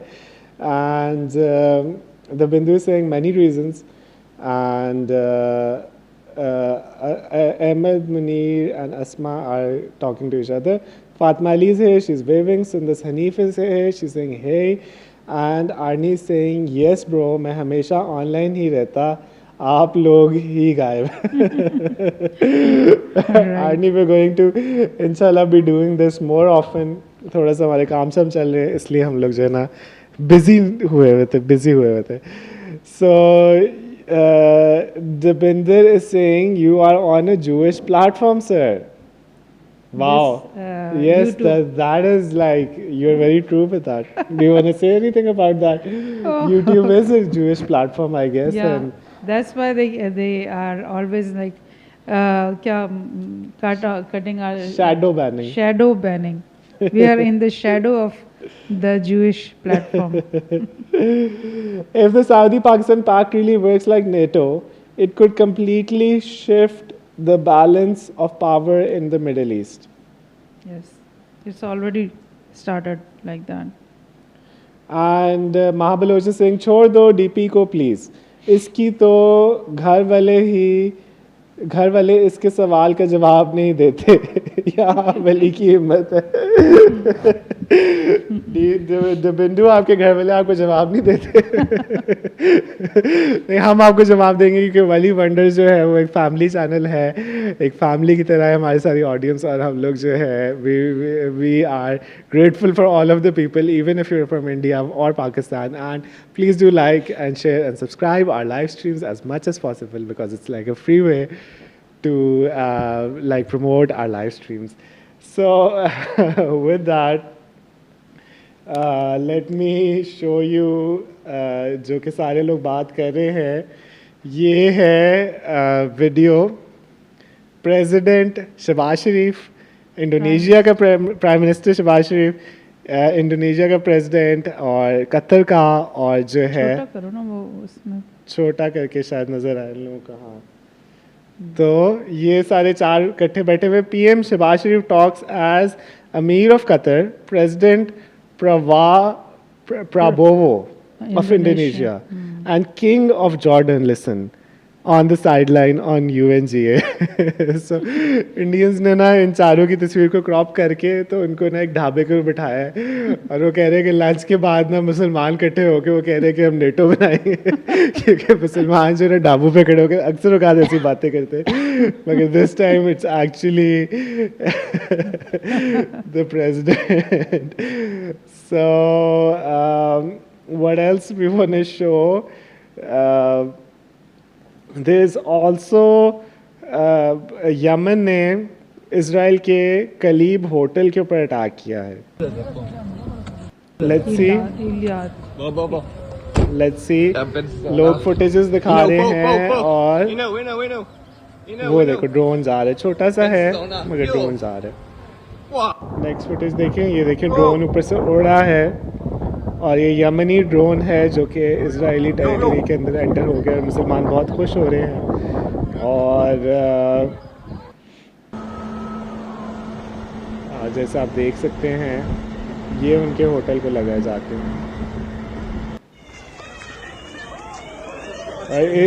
इस पोस्ट के ऊपर कमेंट आया हुआ था कि they want to see the Israeli people cry. ये उनके जो है ना कोई दरख्त भी जले हुए हैं और ड्रोन उनका जो है ना अच्छा खासा डैमेज हुआ है। And this is very recent, I guess 1-2 घंटे पहले ही हुआ है ये ड्रोन अटैक। अच्छा, and I want to show another very funny post. This is BJP, और बीजेपी की जो गाय है उसका, एक सेकंड छोटा करूँ से बीजेपी की जो गाय है वो सारी घास घूस खा रही है। इंडिया का जो है ना नक्शा उसको एक पत्ते के अंदर बना दिया, और वो जो जब दूध निकालती है तो वो अदानी और अंबानी को मिलता है और जब वो शिट निकालती है तो वो अखंड भारत को मिलता है। तो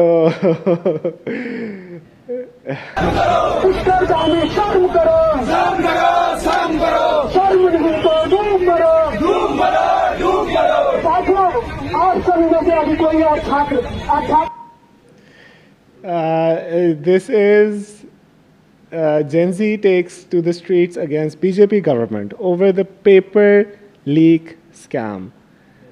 We don't exactly know what was the paper leak scam. Do you have an idea? Paper out हो गए ना।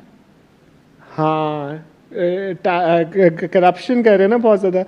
This alone is enough to give BJP trolls a nervous breakdown. और फिर ये भी आप देखें प्रोटेस्ट जो कि चल रहे हैं,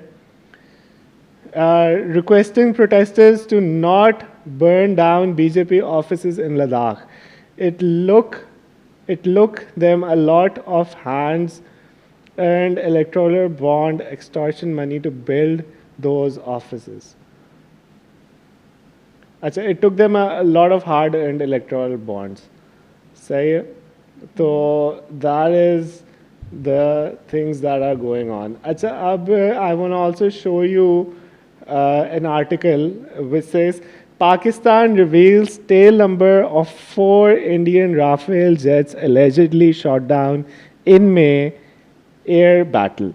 So अगर आप लोगों को यकीन नहीं था, क्योंकि इनिशियली तो पाकिस्तानियों को खुद भी इस बात पर यकीन नहीं था कि हमने इंडिया के फाइटर जेट गिरा दिए, मगर ये आज की न्यूज़ है कि उन्होंने जो कि टेल नंबर हैं उन जेट्स के 17 सितंबर, यस, उन्होंने टेल नंबर्स जो हैं वो दिखा दिए हैं जो कि इंडियन फाइटर जेट गिरे हैं, जिसकी वजह से बिल्कुल अब किसी के जहन में ये बात जो है नहीं होनी चाहिए, और इंडिया के स्पेशली लोगों को ये अब समझ आ गया है कि हाँ जो फाइटर जेट्स गिरे थे। So the next article I want to show you is GCC to activate defense mechanism. Doha summit slams Israel-Qatar attack. So do you want to talk about this? The Gulf Cooperation Council, GCC, pledged to activate a joint defense mechanism. Let's say we've been talking about this, but do you want to talk? It's like these are the Gulf states, all of them, Bahrain, Kuwait, Oman, Qatar, Saudi Arab, all these 6 states are the GCC states. And this GCC is not only an economic platform, but it's also a strategic platform. Like they like to think that they are like having a joint protection system, security system for themselves.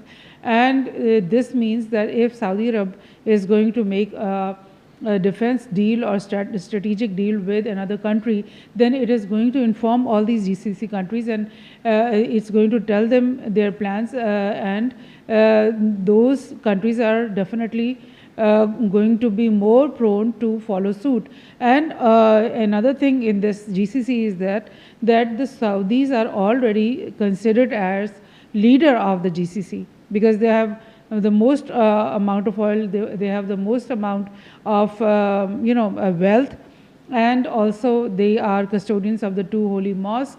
So they are in all ways considered leader of the GCC countries, and definitely if Saudi Arab has made this pact with Pakistan, then it is very likely that all of the others will follow suit. So I want to show you a picture. So this is the picture of all the Muslim nations that are going to align, and you can see there is a lot of Muslim nations actually. You can see actually मुसलमान जो दुनिया की सबसे best जो locations थी जहाँ ज़्यादातर लोग रहते हैं वो सारे मुसलमानों के पास जब हमारी इनिशियली जब मुसलमानों ने कॉन्कर करना शुरू किया बाकी सारी चीज़ जगहों को तो उन्होंने बेस्ट जो एरिया था दुनिया का वो अपने पास रख लिया। यही जो है अमेरिकी कहते हैं और जो सारे लोग कहते हैं कि बेस्ट एरिया तो इन मुसलमानों के पास है। तो you can see the amount of countries that can eventually join hands together and form a Muslim united NATO versus Israel. Israel is this small part. तो अगर इतनी nations इकट्ठी हो जाएं तो क्या बनेगा तुम्हारा कालिया कुछ अच्छा नहीं होगा तुम्हारे साथ क्योंकि ये तो काफ़ी कंट्रीज मुझे नज़र आ रही है। अच्छा तो we'll also read what Khwaja Asif is saying. Defense Minister Khwaja Asif stressed that Muslim nations must form an Islamic NATO to confront shared threats and external dangers. So that's a good one by Khwaja Asif. He also gave the speech at the United Nations. And Iran and Egypt lead push for NATO-style alliance in the Middle East at emergency Islamic summit. So Iran and Egypt जो हैं वो push कर रहे हैं क्यों? क्योंकि Iran के ऊपर अटैक हो गया है और इजिप्ट के पास जो सारे हमास के टेररिस्ट लीडर हैं वो अब इजिप्ट के अंदर ज़्यादातर बैठे हुए हैं। तो इजिप्ट और ईरान जो है वो भी यही बात कर रहा है जो कि पाकिस्तान और सऊदी अरेबिया ने। अच्छा थोड़ा सा मुझे लगता है कि जल्दबाजी में हुई है क्योंकि यूजुअली जब कोई सऊदी डेलीगेशन पाकिस्तान में आ रही होती है तो या कोई ऐसी बात हो रही तो हर जगह पोस्टर और बैनर लगे होते हैं और बड़ा जो है न्यूज़ चैनल्स पे भी चल रहा होता है। मगर इतनी उन लोगों ने जल्दबाजी में सारी एग्रीमेंट साइन की कि पोस्टर छपवाने का इस दफ़ा टाइम नहीं था। और शहबाज शरीफ यूजुअली जब हमारा कोई डेलीगेशन वहाँ जाती है तो उनको इतनी ज़्यादा वार्म वेलकम नहीं दिया जाता, मगर इस दफ़ा पूरी रेड कारपेट्स बिछाई हुई थी और एक पूरी रिसेप्शन थी और सारे जो है सऊदी लीडर्स बड़े बड़े वहाँ ही खड़े हुए थे, उनके सारे जो किंग भी वहाँ ही था, MBS भी वहाँ ही था, तो सारे लोगों ने बड़ा वार्म वेलकम दिया इस दफ़ा इन लोगों को। तो देन अगेन के ईरान एंड इजिप्ट भी अगर यही बात करें, अगर ईरान और इजिप्ट भी इस अलायंस में एंटर होना चाह रहे हैं तो that is like a very good call. Iran भी एक बहुत बड़ा मिलिट्री पावर है, इजिप्ट भी बहुत बड़ा मिलिट्री पावर है और सबसे बड़ी बात जो इसके अंदर है वो ये है कि आज से 2 साल पहले तक ईरान और सऊदी अरब जो है ना वो एक दूसरे के दुश्मन समझे जाते थे, वो एक दूसरे से बात नहीं करते थे, वो एक टेबल पर बैठकर वो निगोशिएट कर सवाल ही नहीं पैदा होता था। और यही चक्कर था कि इज़राइल की जो नॉर्मलाइजेशन का जो अब्राहम पैक्ट है ना उसके अंदर ये चीज़ शामिल होती थी कि हम इज़राइल जो है ना वो इन सब अरब स्टेट्स के साथ मिलकर ईरान के साथ मुकाबला करेगा। सो वो जो एक सिक्योरिटी थ्रेट और क्लाउड ऑफ वॉर गल्फ़ के अरब स्टेट्स के ऊपर था वो शिया सुन्नी डिवाइड की वजह से था जो कि क्रिएट किया गया था आर्टिफिशियली। और जो आज से 2 साल पहले चाइना ने सऊदी अरब और ईरान के बीच में जब रिप्रोचमेंट करवा दी, दोस्ती करवा दी, तो उसके बाद वो आपस का जो टेंशन और आपस की जो एक ख़तरा था कि भाई हमारी आपस में जंग होने वाली है वो ख़त्म जब हो गया तो ऑटोमेटिकली जब आप आपस में पुरसकून हो जाते हो, आपके आपस में पीस आ जाता है, तो फिर आप सबकी नज़र किसकी तरफ जाती है? उस नासूर की तरफ जाती है जो आपके बॉडी के हार्ट के अंदर इस वक्त चुभ रहा है, जो कि है इज़राइल। और इज़राइल को पता है शुरू से कि अरब जब यूनाइट हो जाएंगे या उनको अपने लिए कोई थ्रेट्स ख़त्म हो जाएंगी तो फिर उनकी तवज्जो सब की सब इज़राइल की तरफ मबजूल हो जाएगी। और यही एग्जैक्टली हुआ है इस वक्त कि ईरान और सऊदी अरब के जो बीच में रिप्रोचमेंट हुई है वो सबसे एक बहुत बड़ा इसमें कलीदी स्टेप था जिसकी वजह से ये सब कुछ पॉसिबल हुआ है। और आज जो OIC की समिट दोहा में हुई है उसमें ना सिर्फ ये तमाम अरब कंट्रीज़ ने और टर्की ने इस्लामिक नेटो की बात की है, बल्कि ईरान ने भी बढ़ के ये कहा है कि they also want to be part of this new emerging system. So मतलब it's something you can say you are right when you are saying कि इज़राइल ने अपनी हमाकतों और अपनी जल्दबाजियों और अपनी फैनेटिक किस्म की जो हरकतें हैं और रोग स्टेट होने की वजह से और US का की बात भी नहीं, ट्रंप की बात भी नहीं मानने की वजह से ये सब अपने ऊपर उन्होंने करवाया। बुरा वक्त। So we also want to show you a few more articles, and one of those articles is how did 12 Israeli warplanes invade Qatar's airspace undetected? So the Wall Street Journal, citing US officials, consisted of 8 Israeli F-15 fighter jets and 4 F-35s. They didn't just vanish off the radar. They flew right through a system paid for by Gulf allies and tightly integrated with US military command. The options are grim. Either CENTCOM saw the jets and allowed them through, a deliberate breach of Qatari sovereignty, or the system failed completely, leaving an exposed gap in what is supposed to be America's strategic farewell in the region. So when you see this, it's like जो कि America की सबसे बड़ी military base Qatar के अंदर है, जो कि अमेरिका के बाहर है। तो अगर आपकी सबसे ज़्यादा बड़ी मिलिट्री बेस वो कतर के अंदर है और दूसरी तरफ से आप जो F-35 जेट्स और F-15 जेट्स हैं वो भी अमेरिका के ही हैं जो कि इज़राइल के पास हैं, तो कैसे ये हो सकता है कि वो अनडिटेक्टेड 12 जेट्स जो हैं वो कतरी एयर स्पेस के अंदर आ जाए? It's next to impossible. Only option ये रह जाती है, ओनली वन सिंगल ऑप्शन के अमेरिका ने ख़ुद उनको अलाउ किया कि वो आके उनको बॉम्ब्स मारे।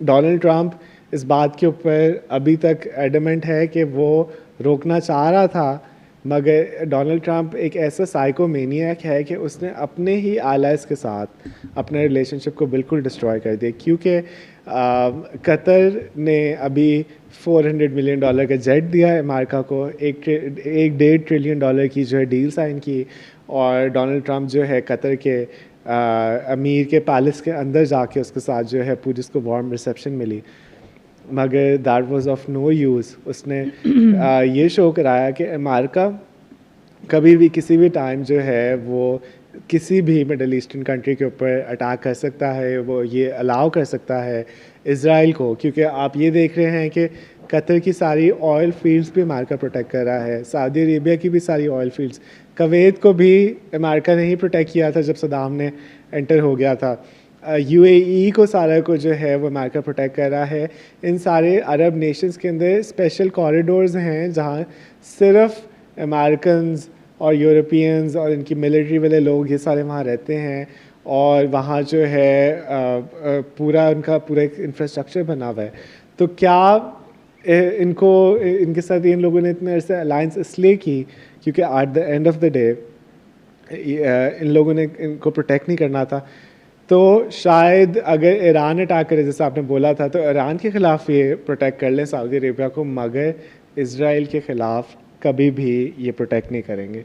तो that is another thing. And you also everybody needs to remember कि ट्रंप का जो दामाद है जैरेड कुशनर वो जूइश है और वो बहुत ज़्यादा सपोर्ट करता है जूइश स्टेट को, और उसी के कहने पर लास्ट टाइम जब ट्रंप की हुकूमत थी तो वो क्या एम्बेसी को शिफ्ट किया गया था और डील ऑफ सेंचुरी का वो सामने आया था पूरा प्लान। वो प्लान जैरेड कुशनर ने ही बनाया था, और ट्रंप ने बार बार कह रहा था लास्ट अपनी उसमें कि डील ऑफ सेंचुरी जो है ना बहुत ज़बरदस्त है और हमने इसको फ़लस्तीन के को भी इसमें फ़ायदा मिलेगा और सब कुछ ठीक हो जाएगा। और महमूद अब्बास जो कि बहुत ज़्यादा प्रो है इन यूरोपियंस और यूएस का साथ देता है, उसने उस वक्त कहा था कि ये डील ऑफ सेंचुरी जो है ना, ये स्लैप ऑफ सेंचुरी है, और मैं नहीं मानूंगा इसको क्योंकि उसमें भी यही बातें थी, दर पर्दा सामने नहीं आया था वो पूरा डॉक्यूमेंट, मगर उस वक्त भी ये दर पर्दा यही बात थी उसमें कि पूरे फ़लस्तीन को इसराइल के हवाले कर दिया जाए और फ़लस्तीनियों को जो है ना दूसरे ममालिक में कहीं ना कहीं जाकर डिफरेंट जगहों पर सेटल कर लिया जाए. That was the thing. So with that, let me read you a few more comments.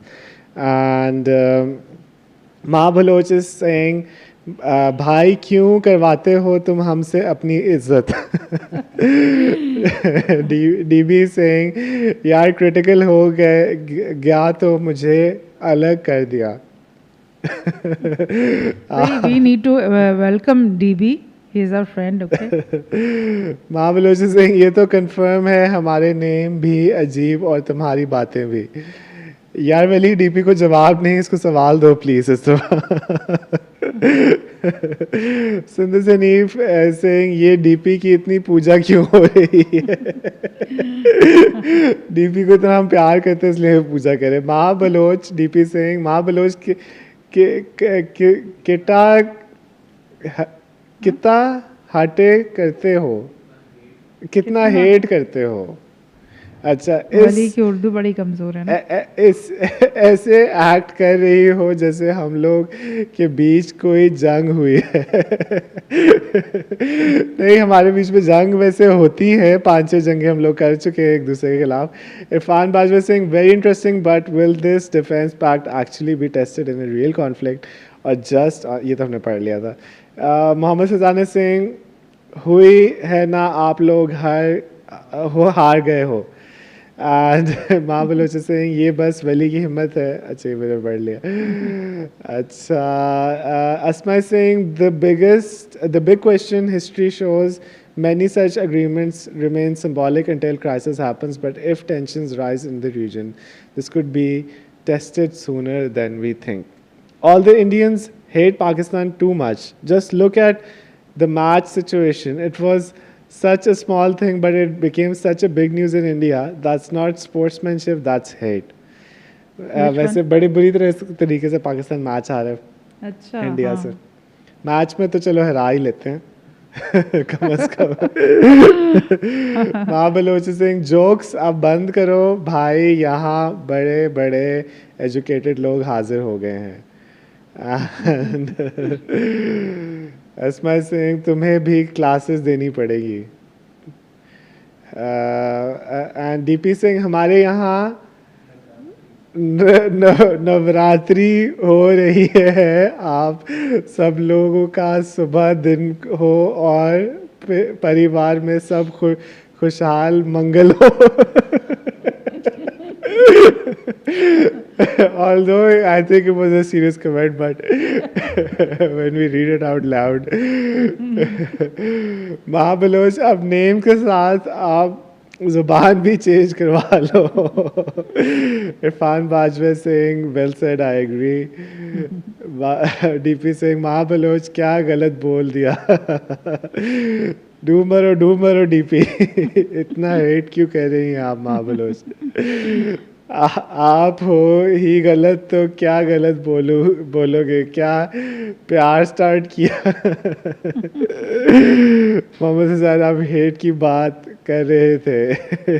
अल्लाह, तुम बातें करने आती हो क्या.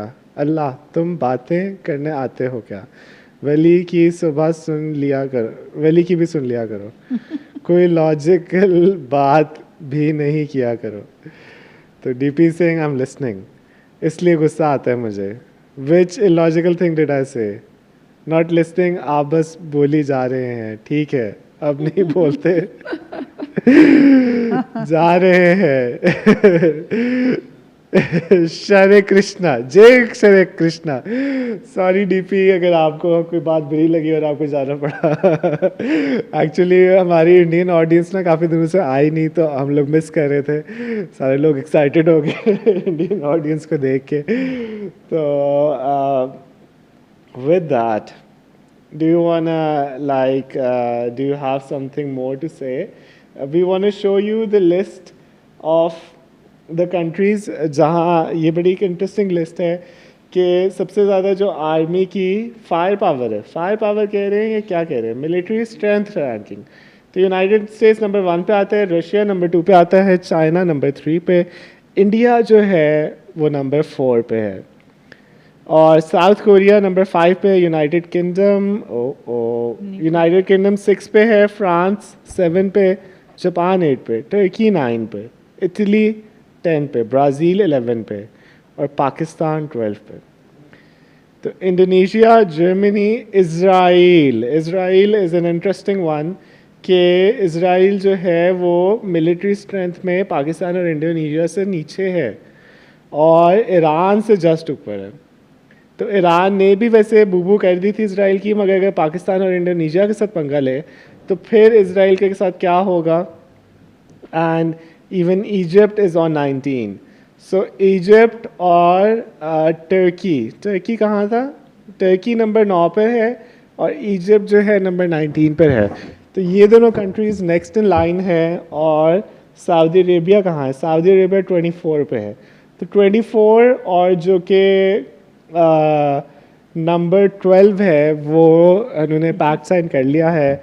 और इंडोनेशिया के प्राइम मिनिस्टर ने कल आकर कहा है कि हम 20,000 लोग फ़लस्तीन के अंदर आज उतारने के लिए तैयार हैं।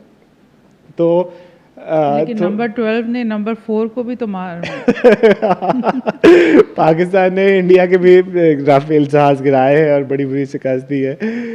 तो ये सारी बातें हैं जो कि आज देख रहे हैं। और फ्रांस, इमैनुअल मैक्रॉन को हमने दिखाया है। इमैनुअल मैक्रॉन ने कल फ़लस्तीन को एक्सेप्ट कर लिया है as a state. So this is a very interesting chart that we are showing. Although Pakistan जो है इस लिस्ट में पहले ऊपर होता था और वो नीचे चला गया। 7-8 पे हुआ करता था। मगर ये वेबसाइट है, ऑल्दो कि बड़ी अच्छी वेबसाइट है, मगर ये इनके अंदर भी कुछ बायसेस हो सकते हैं। Biases exact I mean measurement is not possible. So I think ये मई से पहले की बनी हुई होगी, मई 25 से। अब इंडिया नंबर 12 पे, पाकिस्तान नंबर 4 पे है। हम इनको मैसेज करके कहते हैं कि आपके नंबर 4 को तो नंबर 12 से शिकस्त हो रही है। So with that, I guess that's all the time that we have today for you guys. Inshallah, we'll try coming tomorrow for the live stream as well. Maybe इस वीक या अगले वीक हम लोग जो है ना ज़्यादा अपनी लाइव स्ट्रीम्स को कंटिन्यू रखें। तो it's such a wonderful time all the time when we're here and we're talking to you guys. And do you have like a message for our audience? Do you want to say something to the audience about all the discussion that we had today? What is the main highlight that you would want to give? Well, I would like to say कि जो ये सारे military buildup होते हैं, इनका मकसद असल में ये नहीं होता कि जंग करनी है और तबाही फैलानी, बल्कि इनका मकसद, हर मुल्क जब अपनी एक मिलिट्री बिल्डअप कर रहा होता है तो उसका मकसद ये होता है कि अपने मुल्क को प्रोटेक्ट करना, डिफेंस उसका, और इतनी डेटरेंस कायम कर देना, इतनी ज़्यादा अपनी पावर शो कर देना कि कोई भी उसकी तरफ मैली आंख से देखे ही ना। तो मकसद ये नहीं है सऊदी अब और पाकिस्तान के पैक का कि कल ही को वह जाकर इसराइल पे हमला करने लगे हैं या कल ही को वह जाकर किसी और मुल्क के साथ फ़ाइट करने लगे हैं, बल्कि ये इसका मकसद ये होता है कि ये डेटरेंस इतनी बड़ी समझ सामने आ जाए और लोगों को पता चल जाए कि भाई ये तो दोनों साथी हैं और ये एक दूसरे की मदद करेंगे जैसे भी हो सका। तो वो जो एनमी आपका है, जो प्लान कर रहा था आपके ऊपर हमला करने का, वो उस प्लान से बाज आ जाएगा। That is the real thing about. ये आपकी फ़तह नहीं होती कि आपने जंग शुरू कर दी और फिर उसने भी मारा उसने भी मारा। असल जीत आपकी ये है कि आपका दुश्मन आप पे हमला करने से ही बाज आ जाए। And do you want to talk about the typhoon Ragasa that has just struck Thailand and Hong Kong? Taiwan and Hong Kong. Taiwan and Hong Kong. Yes, the post says residents of Macau, China, took to the streets to catch fish that came ashore in stream surge from super typhoon Ragasa. So there's also video that is going on, and It's like a big typhoon that is going on. Do you want to talk about that as well? Yes, you can show. Show the footages. So this is the eye of the storm, and it's in the Philippine Sea, and it's traveling towards Hong Kong, Gonzo, and it's over Taiwan as well. And Ragasa is now forecasted to be violent typhoon Sunday night with sustained winds of 140 miles per hour. Whether this typhoon goes, we'll see where this typhoon goes, we'll see catastrophic damage. And even from the southern Taiwan to the northern Philippines has a chance for this to head their way. So you should prepare. It can also now. head towards China. Yes. Gonzo जो है वो मेरे ख्याल से most affected है. I don't know Gonzo right is now. in China. They have evacuated millions of people from there already. Already, and this is the eye of the storm. If you could see, मैं थोड़ा सा यहाँ इसको left करता हूँ. ये satellite से image ली होती है. Satellite, हाँ. So it might seem like a little image for you guys, but this is like hundreds of kilometers wide, this storm. And we hope that everyone is safe in China. And let's see some more footages. Streets in South China flood as powerful typhoon Ragasa makes landfall. What about, there was like this thing going on in Pakistan as well. Yeah. So the flood that came. Floods तो बहुत ज़्यादा So is this like extreme weather events that are Yes. being happening more often in the world? Yes. Global warming and climate change. Ragasa is nearing landfill as super typhoon with 165 miles per hour, sustained winds. I believe the peak of this typhoon has passed and it should be on a very gradual weakening trend from here. We hope that is the case. And I guess this is some footage from the International Space Station. So it's been a devastation, I guess, कि हम लोगों ने पहले जो है पाकिस्तान के अंदर, क्योंकि पाकिस्तान के नॉर्दर्न एरियाज पे पहले फ्लड आया, फिर पूरे पंजाब के अंदर फ्लड आ गया, इवन इंडिया के अंदर फ्लड आया हुआ है, अब चाइना की तरफ हम सुन रहे हैं, एंड इट्स ऑल एक आधे महीने के अंदर ये सारा कुछ हुआ है. तो वी होप के all over the world people are safe from this extreme weather events which are occurring more often, and they're destroying so many lives. And I mean the devastation. Today, when I was going to the market, I saw a person and he said that the whole of my house is destroyed, village is destroyed, my house is destroyed, please give me some money. So I gave him some money, but the point still remains that even a lot of people that are around us have been affected by these floods. And it's even in Indian Punjab, in Pakistan Punjab, the floods that came in the Khyber Pakhtunkhwa area, it was so devastating. And now we're hearing about China and about the typhoon Ragasa, and it says that we should take care of our climate. जितने हम trees जो हैं plant कर सकते हैं, हमें ज़्यादा से ज़्यादा trees plant करने चाहिए, and we should start caring about our climate, क्योंकि जो हम fossil fuels इतने सालों से डाले जा रहे हैं और फिर जैसे कि लोग जो है वो अपने घरों के टीवी और एसीज वगैरह वो ऑन करके छोड़ के चले जाते हैं, तो that is like a crisis situation. Maybe the governments also need to think about moving towards solar and towards a lot of other things. Natural जो कि resources हैं हमारी, उनको हम लोग सही तरह exploit करें. It's because this is like a whole new level of devastation that is happening all over the place. And with that, unfortunately, that's all the time we have for today. We've been doing this for, I guess, more than 2 hours today. And thank you for everyone. Do we want to read a few comments I think before we go? we should wind up now. I guess, yes, there's no more comments. So thank you guys for being here.